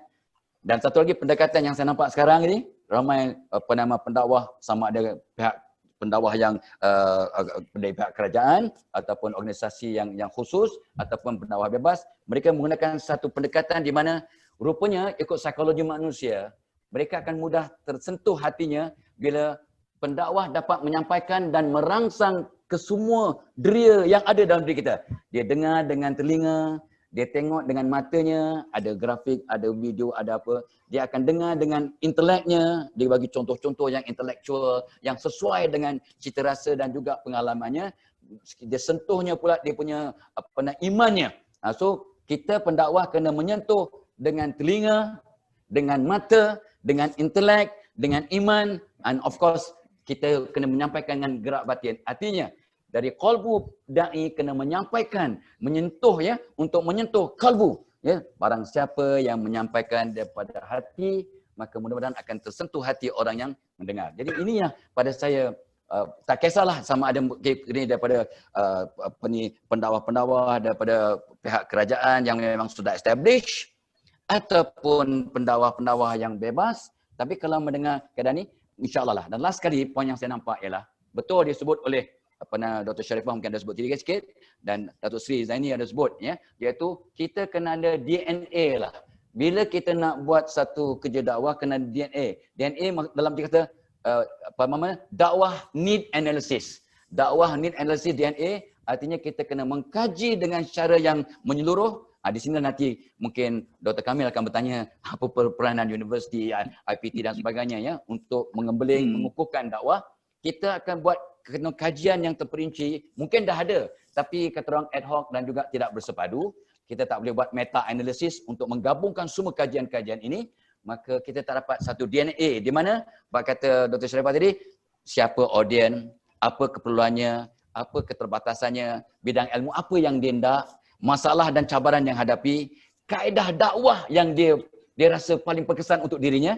Biar orang yang jadi mad'un yang beritahu kita, bukan kita bersangka je ataupun kita syok sendiri. Biar mereka beritahu, dan kalau boleh mereka boleh membicarakan siapakah pendakwah-pendakwah yang mereka rasa akan dapat menyampaikan dan dapat mereka terima dengan baik.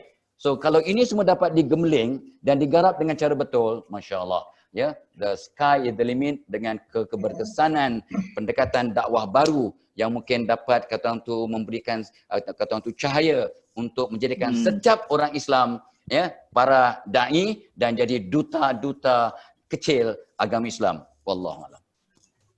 Okey, terima kasih Datuk. Menarik ya. Datuk Kamil. Nak tanya Datuk DKF, Datuk DKF. Okey, nama gaya ni. DKF. DFK. DKF sebab apa? DFK, Datuk Fadilah Kamsah. Okey. Datuk, saya perhatilah. Ya, Ustaz. Lembah Kelang ni dia macam gunung. Jadi kalau datang dari Lembah Kelang, dia turun ke bawah, ke jauh-jauh tu, dia lebih berkesan. Contoh, dulu ketika mahasiswa universiti mula pakai tudung, dia merata pergi ke kampung-kampung, habis orang pakai tudung. Dulu di kampung bini, isteri tu imam, tok guru pun tak pakai tudung. Tapi dimulakan daripada Lembah Kelang.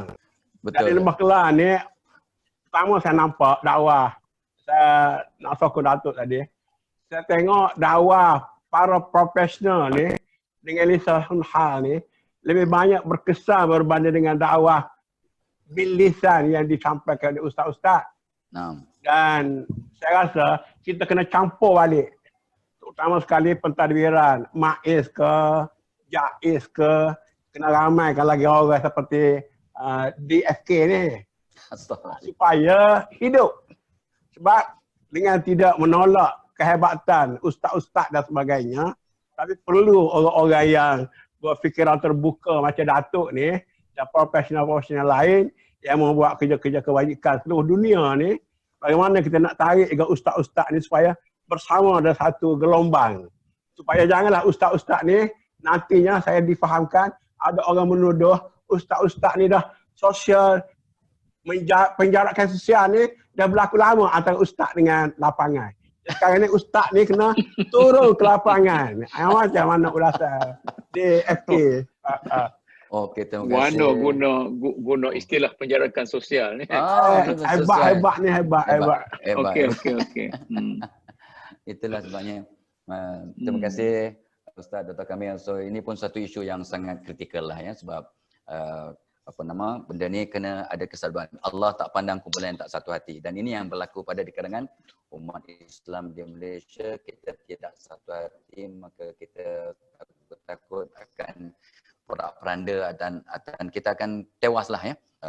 So memang sebenarnya saya pun dah banyak kali, setiap kali saya cakap di radio, di TV, di mana-mana di Malaysia dalam masa 2-3 bulan ni, saya tidak bersetuju dengan konsep penjarakan sosial. Rupanya konsep penjarakan sosial untuk ialah memutuskan penularan COVID-19 ialah satu konsep yang dicipta oleh health science ya, ataupun sains kesihatan. Jadi mereka memang tak faham konsep sosiologi, mereka tak faham konsep psikologi. Mereka gunakan kaedah just pada mereka social distancing ialah menjarakkan manusia. Itu pada saya bukan social distancing tetapi physical distancing. Physical, jarakan fizikal, bukan jarakan sosial. Jarakan sosial ni kita jauh, yang jauhkan hati, menjauhkan hubungan, menjauhkan ukhuwah. Itu salah tu saya kata. Dan ramai orang setuju dengan saya, tapi memang sebab dah digunakan satu dunia social distancing. Tapi kita boleh faham, sebenarnya niat mereka ialah physical distancing, penjarakan fizikal. Baik. So dalam konteks ini, so memang benarlah ya, sebab dakwah bilhal jauh lebih berkesan daripada dakwah bilisan, sebab bab kata peribahasa Cina, apa saya dengar saya lupa. Memang kita mudah lupa apa yang kita dengar, kecuali kalau kita catat. Ya, ilmu itu ibarat kuda yang liar, kata Syafi'i ya, Imam Syafi'i. So kalau kita tak catat, maka dia tak boleh diikat, maka dia akan larilah. Dan bila saya dengar saya lupa, bila saya lihat saya ingat. Itu peribahasa Cina yang dicipta, yang terbit 2000 tahun yang lepas, dan memang ada dia punya kebijaksanaan. What I hear, I tend to forget. What I see, I tend to remember. Sebab bila kita melihat, maka sensori kita lebih. Apa yang saya bikin, saya akan faham dan ingat sampai bila-bila. Itu sebenarnya dalam dakwah kita kena buat demonstrasi, kena tunjuk kaedah, kena tunjukkan caranya. Dengan cara itu sebenarnya YouTube sekarang sangat berkesan. Dalam YouTube akan menggunakan kaedah dengar, lihat dan buat. Praktikkan. Allah, kita dah hilang. Tapi masih nampak saya? Saya dah tak nampak. Okey, siapa? Saya yang tak nampak di sini. Baik. Okey. So, apa yang kita kena buat di sini sekarang ialah bagaimana kita nak selaraskan. Dan sini saya ambil poin penting daripada Datuk Seri Anwar Zaini tadi, di mana dalam satu aspek memang agama itu patutnya domain negeri, bukannya persekutuan atas sebab-sebab yang telah disebut. Saya setuju, tapi kena ada penyelarasan untuk satu-satu benda yang umum ya, macam jelah tentang nikah kahwin ke ataupun taklik ke, kena ada keseragaman. Janganlah ada benda-benda yang furuk ni pun, yang kecil-kecil pun tak boleh diseragamkan. Tapi pokoknya patutnya dinaungi oleh pihak istana. Jadi dalam konteks ini, ya, kalaulah agensi-agensi yang ada di Selangor khususnya, kita tadi soal Selangor dengan IPT-nya, pengajian tingginya, dengan pusat dakwahnya, dengan ILDAS-nya, ada Institut Latihan Dakwah Selangor. So dia dapat digabungkan dengan pemantauan, dengan dipayungi oleh Baginda Sultan, dan saya lihat dia kena adakan pakar-pakar daripada institusi pengajian tinggi ini bergabung bagaimana untuk menjadikan dakwah itu satu pendekatan yang tidak bermusim. Kena ada satu kempen berpanjangan, ya, dari masa ke masa ada karnival dakwah, ya, sebab manusia sekarang suka pada karnival.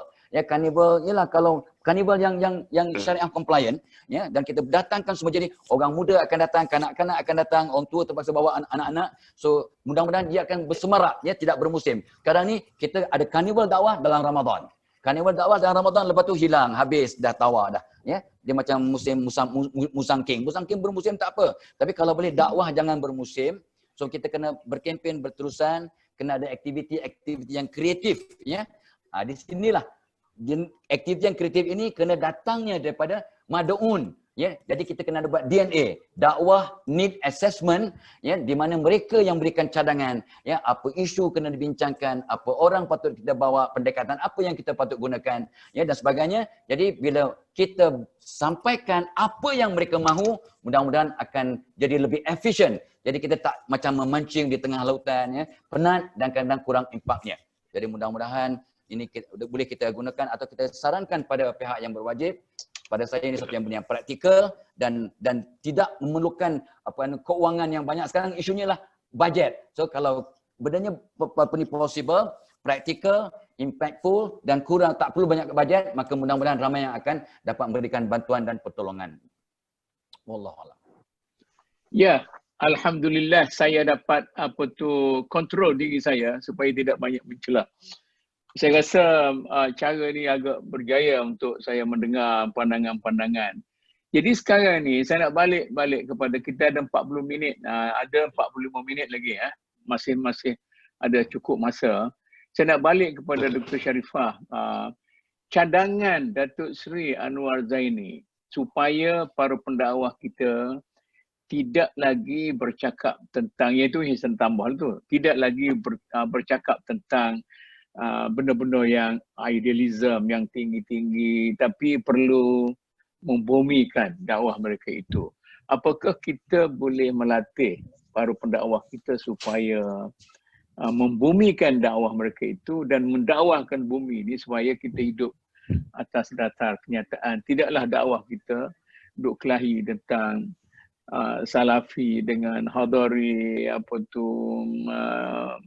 macam-macam lagi Okey. Kita bagi masa sikit seorang. Ya. Sikit seorang. InsyaAllah. Terima kasih banyak Prof. Datuk. Ya. Alhamdulillah saya seronok betul lah. Banyak saya belajar. Terima kasih semua Datuk Sri Anwar, Dr. Haji Fadilah dan Prof. Madia, Dr. Syam, Ustaz Kamil yang mencela dan bertanyakan lagi soalan-soalan lah. Saya setujulah yang disebutkan membumikan atau merakyatkan dakwah tu dan apa Prof. Datuk sebut tadi, dan bumi itu pun didakwahkan, mendakwahkan bumi. Mendakwahkan bumi. Bukan menjadikan langit. Kan? Memang dakwah mesti berpijak pada bumi yang nyata. Kita mesti mengenali yang tadi madain, semua letak tu semua. Kalau tak, kita syok sendiri sajalah. Kita memang mesti membumikan diri kita dulu. Untuk membumikan dakwah kita. Jadi kita tak boleh meninggikan diri kita untuk membumikan dakwah kita. Itu tak jadilah. Jadi maknanya kita mesti memahami masyarakat kita, dan itulah juga yang disebut oleh Ustaz Kamil dalam sesi yang lepas. Memahami masyarakat sehinggalah maksudnya jangan kita bawa skru daripada negara lain nak pasangkan kat negara kita dengan produk negara kita. Bila tak muat, kita bagi muat. Lepas tu konflik habis semua. Jadi itulah juga maksudnya. Maksudnya kita nak kena sesuaikan, walaupun kita belajar merata kita pergi. Mana dunia kita pergi nak dapat ilmu. Tapi bila balik, kita kena tengok kefahaman masyarakat kita, kemampuan masyarakat kita, bentuk kehidupan sosio-budaya masyarakat kita. Semua ini sangat penting dalam dunia dakwah. Dan akhirnya, betul, masyarakatlah nanti yang akan mengukur. Mereka nak terima ke tak terima? Mereka boleh terima ke mereka tak boleh terima? Ada yang dapat dipelajari atau tak dapat dipelajari? Ke situ akhirnya penilaian itu. Tapi balik pada perbincangan kita tadi, saya juga setuju bahawa Datuk Seri Anwar misalnya membangkitkan isu yang kita sebut di awal tadi tentang penghayatan dakwah. Roh dakwah ni sampai boleh dijelmakan dalam kehidupan. Bila boleh dijelmakan dalam kehidupan, bagi kita yang bekerja, kita mengamalkan contoh adab akhlak yang disebut Datuk Dr. Fadilah tadi dengan integriti. Saya teringat waktu kita hadir, saya ingat Prof. Datuk Mud pun hadir, ahli-ahli kita hadir dalam ucapan sempena ulang tahun MKI dulu, mana titah Raja Nazrin. Saya pun terkesan bila mendengarnya. Bagaimana dalam titah Sultan Nazrin Muizzuddin Shah menyebutkan tentang bagaimana bila berlaku aksiden, kemalangan di kampung ke di manakah, masyarakat keluar beramai-ramai, yang tolong, yang mengambil pun mengambil juga. Kalau buah yang berterabur, buahlah dapat diambil. Tepung tak boleh nak ambil, buah boleh ambil, jam di tangan orang boleh ambil. Jadi mengapakah jadi begitu? Apakah isunya? Jadi saya pun, kita sebagai semua, sebagai pendakwah pun yang dah berapa lama misalnya pun mesti dah terkesan dengan titah tersebut, dan itulah realitinya. Sehingga kalau kita cerita di awal tadi 20 orang mati setiap hari di jalan raya, itu kita cerita rasuah, kita juga cerita dadah, AADK, data AADK sempat saya tengok, kita belajar juga, ni pun kita takut juga dadah ni. Yang daftar 400,000 masih lagi aktif dan mengambil dadah. 400,000 di negara kita. Yang pembuangan bayi 3 hari sekali ada satu nanti bayi yang dibuang. Remaja yang melakukan hubungan dan sebagainya, semua ada kaitan, semua ada kaitan. Jadi kalau kita tengok balik cerita rasuah pun, maka kita dapati kat mana silapnya. Sedang kita ada G2, jawatan kuasa integriti takbir urus. Di peringkat kebangsaan dan ke peringkat negeri, unit integriti wadat, kita ada JKTU, jawatan kuasa keutuhan takbir urus. Jadi maknanya di peringkat individu ada isu, di peringkat agensi kita pun tengok balik. Saya nak fikir, pertama, adakah penghayatan itu lahir dalam masyarakat kita, diri pendakwah itu sendiri bila disampaikan. Sebab itulah seperti macam disebutkan tadi, disampaikan dari hati, dia akan sampai juga ke hati. Di sejauh mana kita pun belajarlah penghayatan tu bagaimana. Adakah sistem pendidikan kita, adakah terlalu segmentalized sangat antara kurikulum yang dibelajar di sekolah. Sebab pendidikan Islam kita hebat, Masya Allah. Berapa ramai guru-guru pendidikan Islam kita satu Malaysia. Contohlah kalau ambil itu je, adakah kerana kurikulum kita ataupun kerana penyampainya, kita guru-guru, pensyarah, pendakwah, adakah di situ, adakah lagi kita belum buat pembaharuan lagi. Memang betul kalau tengok cerita dakwah ada Institut Bahasa, kita masih lagi kekurangan bahasa. Berapa ramai orang boleh berdakwah di luar daripada mother tongue dia, menggunakan bahasa Cantonese, Mandarin, bahasa Tamil, sehingga kita bila bab-bab dakwah, makma terpaksa ambil untuk yang Mandarin, permim untuk India, perkim misalnya. Lain daripada itu kita dah tak berani, bekas kita tidak ada keupayaan bahasa. Orang asli kita tak boleh lupakan juga, kita pun tak mampu nak buat kepada orang-orang asli ini. Ada sebahagian yang ada kemampuan itu, sebahagian lagi tak faham pun cara hidup mereka. Ada orang boleh buat, ada orang sampai, ada orang tak ada kekurangan. Jadi kita juga nak tahu kelompongan-kelompongan ini. Jadi kelompongan-kelompongan inilah yang memberi big data. Zaman big data. Big data, dan big data ni ada tak dekat Malaysia tentang dakwah? Jadi di situ sekali lagi kita nak melihat bahawa rupanya ada perkara-perkara yang masih memerlukan usaha yang lebih jitu lagi. Kita kata kita dah guna laman web. Okey, kajian menunjukkan, saya baca kajian tahun 2019, nak quote nanti panjang, menunjukkan bahawa laman web agensi Islam masih di tahap yang belum hebat lagi kerana kontennya, kerana paparannya belum menarik. Mungkin kita hebat dari sudut laman sosial. Alhamdulillah. Saya sendiri pun, ya Allah, kalaulah saya sedar benda ni dari dulu, saya cakap kat diri saya kan, alangkah banyak ilmu yang saya dapat rupanya dalam Instagram, dalam FB, because you boleh tentukan siapa you nak follow. Saya boleh tentukan saya nak follow Datuk, saya boleh tentukan nak follow Prof, saya boleh tentukan, saya boleh pilih siapa saya nak. Dan kita lihat mereka ini memberi impak yang besar kepada masyarakat kita. Juta-juta, ratus-ratus ribu dia punya follower. Dan alhamdulillah, kenapa ramai follower? Kerana mereka berjaya menyampaikan dakwah mereka. Dan mereka ini juga lah perlu kita satukan dalam dunia dakwah supaya ada keseragaman yang disebutkan tadi. Dan juga dalam masa yang sama ada pemantauan kontennya. Itu pun perlu juga. Kemudiannya antara media sosial dan talaki. Mungkin dulu ni ada barakah belajar menghadap muka. Macam saya menghadap muka Prof. Datuk Mahmud dulu.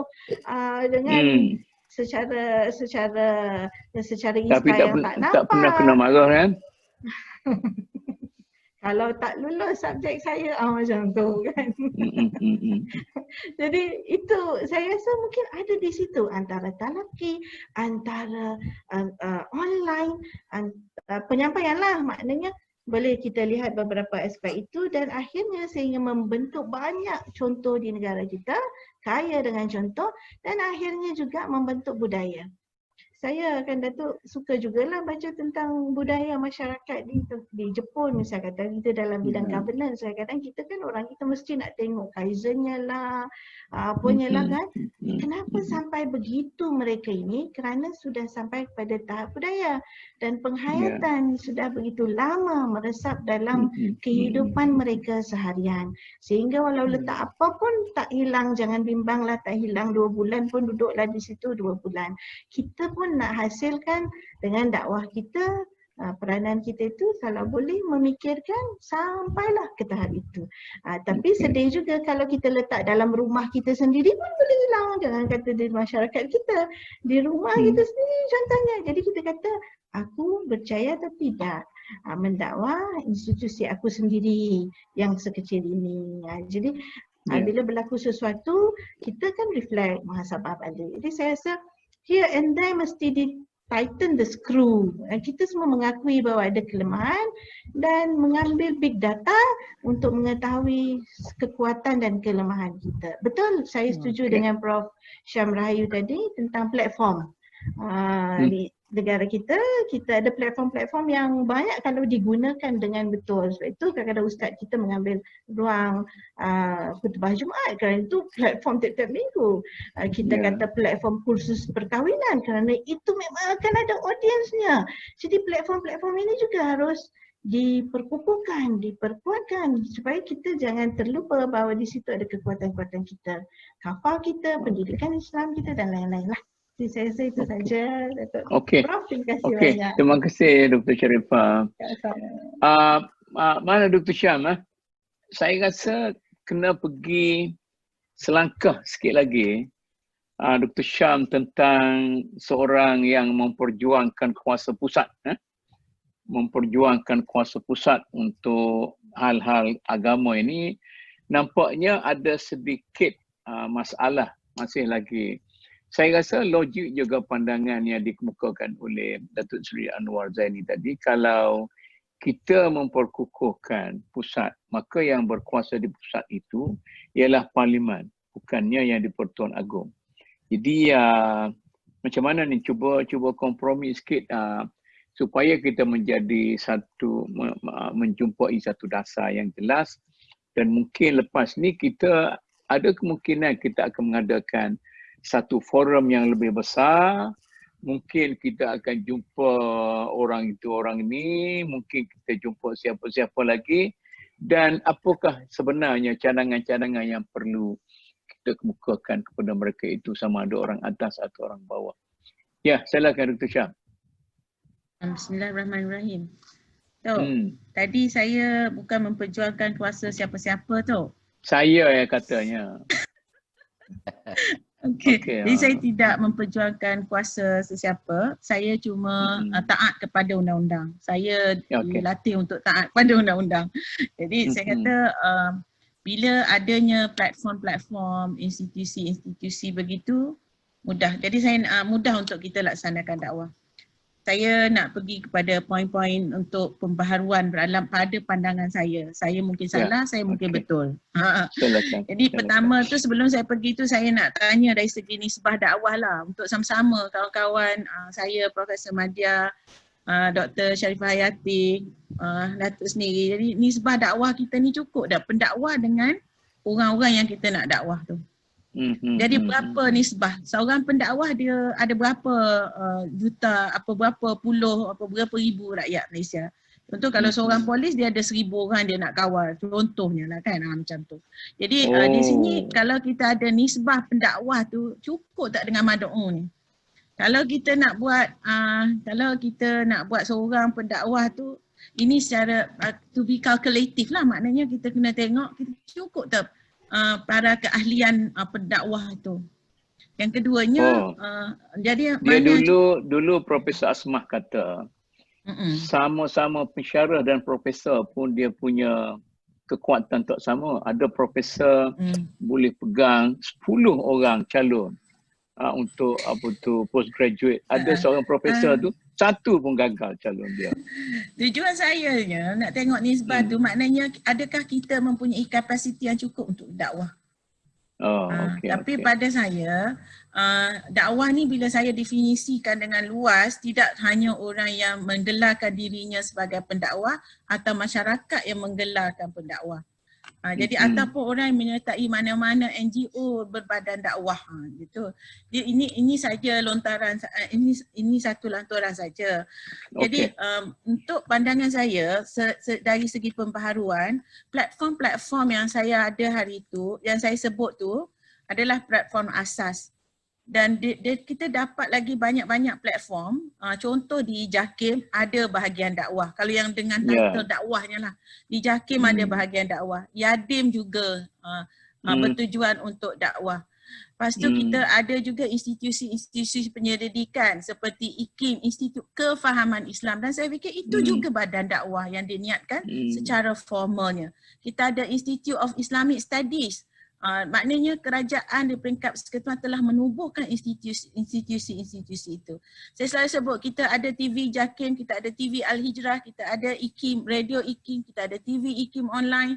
Sejauh mana ke platform-platform yang formal ini telah digunakan untuk dakwah? Adakah cita-cita institusi ini yang hasrat yang dibuat oleh pencipta ataupun orang yang menubuhkan institusi ini telah tercapai? Macam hasrat Tengku Abdul Rahman yang sebut untuk MKI tadi. Platform itu pada saya pembaharuan takbir urus dan institusi-institusi yang ditubuhkan di peringkat persekutuan ini sudah banyak platform dakwah. Tapi pengurusannya itu yang saya fikir, yang saya selalu sebut bahawa pengurusan institusi dakwah itu kadang-kadang bertindan antara satu sama lain. Yang lebih teruk lagi, bersaing antara satu sama lain. Bila bersaing ni orang lain akan ada yang nampak saya lebih baik, awak lebih tak baik. Jadi persaingan, kewujudan persaingan antara institusi-institusi dakwah ni yang saya cerita tentang formal sebab saya mengkaji tentang hal ini kan. Jadi persaingan antara institusi ni. Ini juga satu permasalahan dalam takbir urus formal dakwah di Malaysia. Sedangkan institusi-institusi itu ditubuhkan memang bertujuan untuk dakwah. Kalau institusi yang saya nama-nama yang mungkin saya tak sebut banyak lah, tapi yang saya nampak itulah institusi-institusi besar pentadbiran dakwah ini. Jadi antaranya ialah pengurusan-pengurusan ini supaya tidak ada pertindanan. Satu lagi yang kita perlu memperbaharuinya ialah bagaimana menggabungkan NGO-NGO. Contoh tadi Prof. Sharifah sebut juga, Datuk sebut juga tentang kalau nak berdakwah pada dalam bahasa-bahasa lain, kita pergi pada makmak atau kita pergi pada PEKIM atau persatuan-persatuan NGO. Tak ada yang menaungi NGO ni. Tadi Prof. Madya Doktor sebut tentang pemantauan konten. Sekarang ni saya tak nampak institusi yang boleh dikatakan sebagai institusi yang menjadi rujukan dari segi pemantauan konten.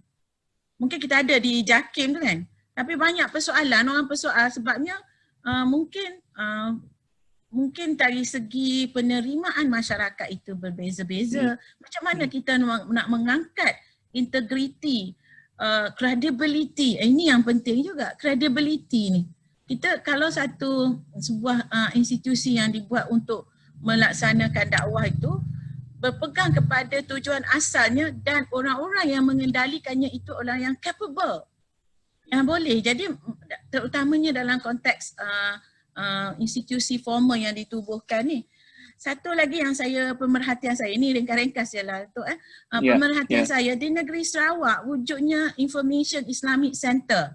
Sarawak ni negeri dia kalau dalam undang-undang dia kata Sarawak ni tidak mengiktiraf Islam sebagai agama bagi negeri dia. Ia pun tak ada raja. Dia juga minoriti Muslim. Jadi 20 berapa peratus orang Islam, 20-an peratus je lah orang 26. Jadi mereka adalah minimum. Maknanya mereka adalah orang yang minoriti. Tapi kalau saya terlibat dengan aktiviti-aktiviti yang buat dengan Islamic Information Center di Sarawak ni, ia sangat membanggakan. Ia menjadi satu institusi yang boleh mencerahkan akidah orang Islam itu sendiri, boleh belajar dan ada orang bukan Islam nak datang. Saya nak tanyalah kita di Majlis Agama Islam contohnya, mampukah kita membuat satu center yang boleh menarik orang bukan Islam? Menarik orang bukan Islam ni is a way ahead lah saya rasa. Is satu cara yang lebih ke depan. Selangkah lagi. Sekarang majlis-majlis agama Islam memang kita buatlah aktiviti-aktiviti yang boleh memberi manfaat kepada masyarakat umum. Tapi dari segi pencerahan akidahnya, memanglah kita ada center-center tapi kita boleh boomkan lagi kita punya pencapaian dan outreach kita tu. Kita dari segi NGO itu satu. Saya tengok contoh di Selangor, ada dia dalam jawatankuasa di Majlis Agama Islam itu sendiri, mereka ada satu jawatankuasa khas untuk meneliti aktiviti-aktiviti NGO. Ataupun bila NGO ni kadang-kadang Majlis Agama Islam bagi dana lah kan, mereka bagi dana dan dana-dana itu kadang-kadang kita tak pantau macam mana mereka menggunakan dana-dana ini. Jadi saya fikir Majlis Agama Islam sememangnya adalah institusi yang sangat penting untuk pelaksanaan dan penyusunan dakwah ini. Jadi itu di peringkat negeri dan juga di peringkat persekutuan. Saya fikir itu sajalah pandangan saya ya. Saya ucapkan terima kasih untuk terima kasih. Okey, terima kasih Dr. Syam. Kepada Datuk Seri Anwar Zaini dan Datuk Dr. Fadilah Kamsah, saya tak nak bagi soalan.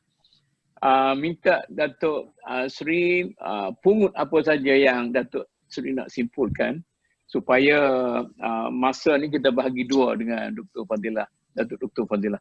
Silakan Datuk Seri. Apa kesimpulan yang ataupun yang mutiara-mutiara yang indah yang Datuk Seri nak pungutkan dalam perbincangan kita ini. Silakan. Saya hilang connection sekejap.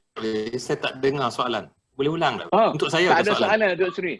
Saya kata saya tidak akan bagi apa-apa soalan. Terserah pada Datuk Seri nak pungut apa-apa mutiara yang nak bagikan.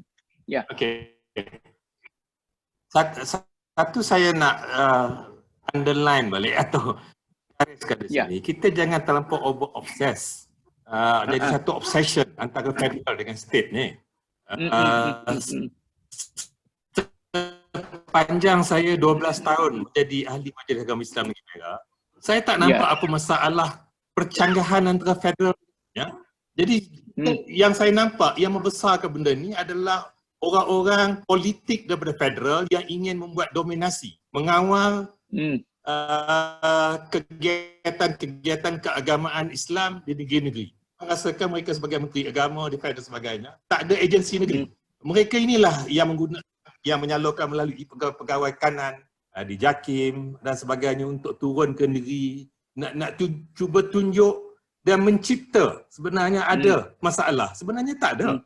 Hampir 100% perkara yang diputuskan oleh muzakarah ulama tentang fatwa, bila bawa ke negeri kita tak tahulah.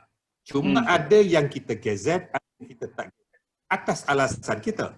Sultan Perak mengatakan kalau jadi fatwa, kalau dilanggar fatwa itu, dia sudah jadi kriminal jenayah Islam dan ada tidak mekanisme membuat pendakwaan. Kalau tidak, kita gazet itu, kemudian kita tak boleh kuasakan menjadi satu mainan. Jadi Sultan Perak punya pesan, kalau begitu kita jadikan dia sebagai nasihat mufti saja instead of fatwa. Itu pendekatan kita. Tak guna kita senaraikan 100 fatwa, kemudian kita tak boleh nak kuasa. Tak cukup mahkamah nak dakwa, tak cukup penjara nak dipenjarakan hanya kerana misalnya membuat tarian poco-poco. Jadi didakwa di mahkamah syariah kerana telah melanggar satu fatwa. Jadi pada kebijaksanaan dan budi bicara Sultan yang ini, dia kata kita jadikan nasihat agama daripada satu fatwa. So itu masalah tafsiran. Dan pada saya juga, mengapa soal negeri yang 9 atau 13 dengan federal nak kita jadikan satu isu seolah-olah berat sangat. Sedangkan dalam dunia Islam pun masing-masing ada kebebasan antara Syria, Malaysia, Arab Saudi. Kita bukan agama Katolik yang ada central pope. So hakikat itu harus kita terima dan kita fahami sebelum kita nak gembang-gemburkan menjadi satu obsession between federal dengan so saya balik yang kedua kan, harapan saya Ustaz Muhammad serta kita berbincang kali rang pusingan ketiga, saya juga macam Profesor Syam Rahayu kata tadi, saya sendiri pada usia 69 tahun hari ini, kalau saya akan cari lapangkan masa pukul 12 untuk melihat TV Al-Hijrah, untuk saya dapat melihat cara pengajaran Quran dengan kaedah yang sangat baru dan menarik. Dan pada saya, inilah garisan orang 69 tahun boleh pegang Quran setiap hari untuk mengikuti pukul 12 tengah hari TV Al-Hijrah untuk belajar balik cara bacaan Quran yang betul, dan saya faham maksudnya walaupun saya telah diajar membaca Quran pada umur 6-7 tahun. So, saya, itu satu contoh yang saya katakan yang boleh menarik minat orang tua dan orang muda. So, yang akhir ni saya nak sentuh, saya balik kepada perkara asal saya tadi. Saya minta utamanya pendakwah-pendakwah yang berstruktur, yang dibayar gaji dan imbuhan oleh kerajaan untuk keluar daripada dunia mereka, diluaskan pandangan mereka. Ada banyak isu, tadi saya sebut tentang rasuah. Umpamanya pada saya bila saya lihat laporan akhbar setengah hari tadi, apa yang berlaku dalam kes di mahkamah tentang tampering ataupun mengubah laporan asal Jabatan Audit Negara. Pada saya, seorang yang telah berjihad menegakkan kebenaran adalah Nur Sawani Muhammad. Tetapi hari ini oleh kerana bertukar kerajaan, mantan KSN bertukar statement dalam mahkamah, boleh mengatakan perbuatan Nur Salwani ini adalah bercanggah dengan etika. Pada saya, yang mana yang lebih etika? SN yang mengurusikan mesyuarat untuk meminda dan menipu laporan audit negara kepada 30 juta rakyat, ataupun Nur Salwani yang berani melihat ke satu kesalahan, satu kemungkaran telah berlaku, mengambil risiko tinggi, membuat rakaman dan kemudiannya mendedahkan. Jadi saya balik kepada satu hadis yang mengatakan apabila melihat benda yang salah, kita kena tegur. Dan orang dan tegur orang berani adalah dengan perbuatan seperti yang Nur Sawani buat. Kalau tak berani, kata dengan perbuatan, dengan perkataan. Kalau tak berani dengan perkataan, hanya diam. Dan dia telah membuat satu jihad yang berani. Kita menganggap dia telah membuat satu benda yang tidak beretika, sedangkan orang yang benar-benar tidak beretika, manipulasi laporan dan menipu 30 juta rakyat. Jadi pada saya, benda-benda beginilah yang saya ingin lihat, keberanian pendakwah menegur benda-benda yang mungkar. Satu lagi yang saya nak akhirnya, sebila saya kata pendakwah kena keluar daripada dunia mereka supaya lebih luas, kita lihat dari segi pencemaran alam sekitar. Hari ini 1 tahun 500 bilion beg plastik digunakan, dan selepas digunakan dicampak dan 1/3-nya masuk ke laut. Tiap-tiap 1 minit kita bercakap ni 1 juta beg plastik orang guna. Apa peranan pendakwah kita dalam soal menjaga alam sekitar ni? Saya rasa imam-imam di masjid seperti yang Profesor Sharifah kata tadi, di mimbar masjid ingatkan setiap minggu supaya kita meminimumkan penggunaan plastik. Saya rasa di kampung-kampung orang Melayu dan orang Islam, plastik yang dibuang ke sungai akan turun dalam 50-60%. Dan harapan kehidupan air di sungai. Jadi tapi kita tak lihat Islam daripada perspektif yang luar daripada soal sembahyang, soal ibadah-ibadah yang fardu kifayah, fardu ain daripada fardu kifayah. Jadi pada saya nak melihat pendakwah yang literasinya lebih daripada dunia dan kitab agamanya, tetapi melihat dan mengaitkan dengan kehidupan seharian dari segi alam sekitar, dari segi perubahan klimat dan sebagainya, dan apa peranan mereka daripada dalam soal-soal ini. So, itu sajalah saya punya penutup, Prof. Terima kasih Datuk Seri. Kita buat pungutan dari segi pandangan-pandangan itu. Datuk Dr. Fadilah. Okey, kita ada banyak masa lagi ni. Okey. Terima kasih Tok Mut. Saya tak nak bagi soalan. Baik. Baik, terima kasih sahabat-sahabat ahli panel. So, saya ialah tadi terkesima dengan membumikan kerja dakwah tadi kata Tok Mut, ya. So, mungkin nak ambil rumusan daripada Datuk Seri Anwar Zaini, ya. Profesor Madya Syam dengan juga PM Sharifah dan juga apa yang Tok Muk sebut dan juga Ustaz Kamil tadi. Mungkinlah ini saya nampak satu perkara sebab Tok Muk cakap tadi, kadang-kadang ada antara dai kumpulan-kumpulan pendakwah ni pun kadang berlawanan pendapat dan tak bersatu hati sampai kadang seolah bermusuhan. Kadang permusuhan mereka tu digembar-gemburkan dalam media sosial. Jadi ini yang saya rasa boleh mencemarkan kata tu kerja-kerja dakwah. Satu, keduanya dia mensabotaj usaha murni ya institusi dakwah yang ada di negara kita untuk menyatu padukan semua para duat ini. So apa yang saya nampak, ambil cue daripada Datuk Seri Anwar Zaini, mungkin di sinilah para baginda sultan boleh menjadi satu kata orang tu pemangkin ya untuk negeri-negeri yang ada sultan. 9 negeri itu kita panggil semua duat ni ke istana. Kena buat di istana lah. Kena buat dia punya zouk dia lain. Ya, panggil ke istana dan semua sultan mungkin berikan dia punya pengharapan dari segi kerja-kerja dakwah dan mungkin panggil orang-orang yang berwibawa untuk memujuk atau memberikan kaedah bagaimana nak menyatukan kerja-kerja dakwah dengan menjelaskan apakah implikasi negatif, apakah pandangan ini based on kajian. Ini kata big data, kata Profesor Sharifah Hayati tadi, kena ada big data menunjukkan bahawa ini ya orang non muslim di Malaysia memandang sengit ataupun kata tu memandang sinis akan orang Islam sebab ini 1 2 3 4. Jadi kalau kadang-kadang ni bila kita bercakap dengan cara yang jelas dengan fakta dan data, mudah-mudahan para dai ini akan tersentuh hati mereka. Ada orang memang tersentuh hatinya bila melihat data-data yang jelas, fakta-fakta yang jelas, yang dengan bukti-bukti yang nyata mereka akan nampak, dengan sebab aku bertelagah dengan kumpulan itu, maka tengok aku telah menyebabkan kerja-kerja dakwah tergugat sampai orang non-muslim pun jadi benci, jadi fed up, jadi kata tu tawar hati untuk memahami Islam. Itu yang saya nampak satu perkara yang possible boleh kita buat, ya, boleh buat dengan kerjasama istana. Sebab saya rasa kalau kita mencadangkan benda-benda yang baik macam ini untuk kepada istana akan lebih sangat bersedia untuk memberikan bantuan, ya, sebab ini satu perkara yang sangat positif. Satu, keduanya bila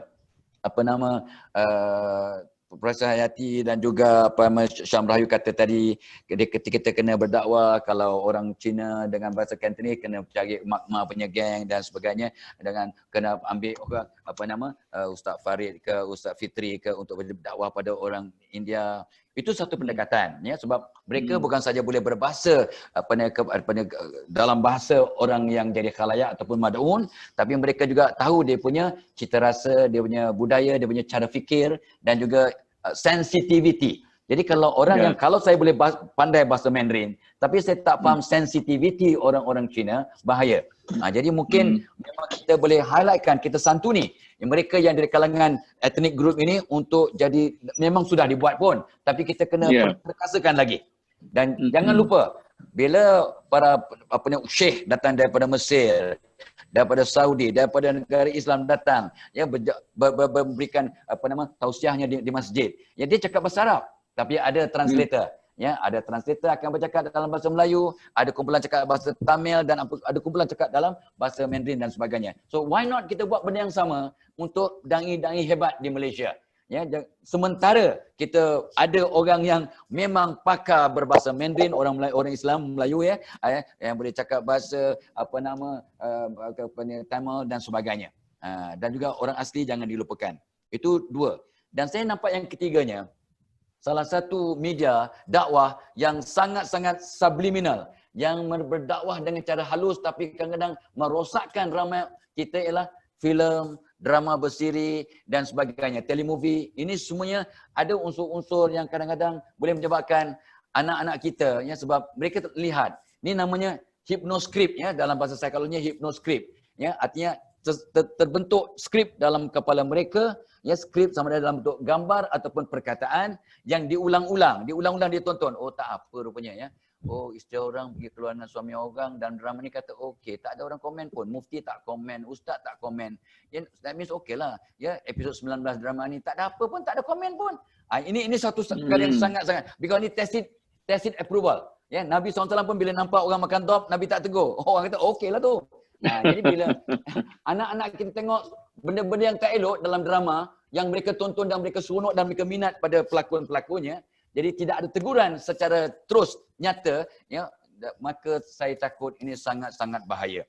Jadi itu sebabnya memang dah ada. Saya tahu dah ada, ya, dengan melalui finasnya, melalui senimannya. Tetapi kena ada lah, ya, sebab saya sangat-sangat sedih kerana tengok kenapa macam ni? Kenapa masa dalam edah dah boleh pergi dating, dalam edah orang pergi bertunang dan nak berkenalan. Macam mana ni? Ya, di mana ustaz tak tegur pun, aja saya kadang orang jahil macam saya berkata, ya Allah, macam mana ni? Saya amat kecewa dan amat sedih sebab bila tengok kat media, orang semua nak memuji. Bagus drama ni, gini, ada 10 juta orang menonton. Tapi tak ada yang menegur bahawa ini sangat bahaya, ini salah. Jadi anak-anak yang menonton kena ada debriefing. Siapa yang nak buat debriefing ni? Itu yang saya minta semua mak ayah sebagai da'i. Ya, itu yang saya nampak tadi. Dan di sini soalan PM Syam Rahayu tadi, berapakah nisbah duat dan mad'un? Ya. So jangan risau tentang tu sebab sekarang ni zaman media sosial sekarang ni sangat-sangat hebat. Kadang seorang dai yang berkesan boleh sampai kepada juta-juta orang. So itu dapat mengatasi masalah nisbah yang tak cukup. Kecuali kalau hakim-hakim syar'i, peguam syar'i, itu kena pentinglah berapa nisbah antara hakim syar'i dengan rakyat. Yes. Tetapi kalau pendakwah saya tak risau sebab the advent of teknologi and media sosial akan menggantikan. Tapi saya sangat cemburu dan sangat takut dengan hypnoscripting ataupun subliminal learning, iaitu perkara-perkara dakwah yang secara halus yang dipancarkan melalui radio, TV, drama yang sebenarnya mensabotaj usaha-usaha dakwah, tapi tak ada orang yang dengan terang-terangan, okay, this is wrong, ini salah, ini salah, ini salah. Kalau cerita tentang hantu pun di hujung, bila orang dah tersentuh hatinya, dah memang takut dan sebagainya, di hujung baru, oh, kita kena yakin pada Allah. Hujung untuk 1 minit, 2 minit, sebagai macam melepaskan, itulah melakukan apa tak tahu lah, melakukan apa di tangga tak tahu lah, bukannya batuk ni. Melakukan, so be careful. Saya takut ni, saya sangat takut sebab kalau kita, ialah orang yang ada kemampuan untuk bercakap dan mengingatkan mereka yang those in power, maka kalau kita tak lakukan sesuatu, takut-takut kita susah nak masuk syurga tanpa hisap. Jadi itu yang saya akhirnya sangat-sangat mengharaplah, ya. Ni Tok Mut lah. Tok Mut yang salah. Kalau tak apa-apa, Tok Mut salah. Sebab Tok Mut yang menggerakkan semua, Tok Mut yang panggil kami. So Tok Mut kalau tak buat apa-apa, Tok Mut silap. Tok Mut. Saya yang pikir okey lah. Saya pikir lah. Kita dokong. Kita dokong. Tapi Tok Mut kena bawa ke depan. InsyaAllah. Wallahu'alam. Tuan-tuan dan puan-puan sekalian, inilah kita punya sidang pleno yang saya rasa antara yang sangat menarik, daripada yang kita lakukan sebelum ini, dan insyaAllah kita tidak akan habis di sini. Kita akan menyambung lagi. Jadi kalau saya menyebut apa yang perlu kita buat selepas ini, mungkin saya memberi janji-janji yang mungkin boleh diisi dan mungkin akan jadi janji kosong.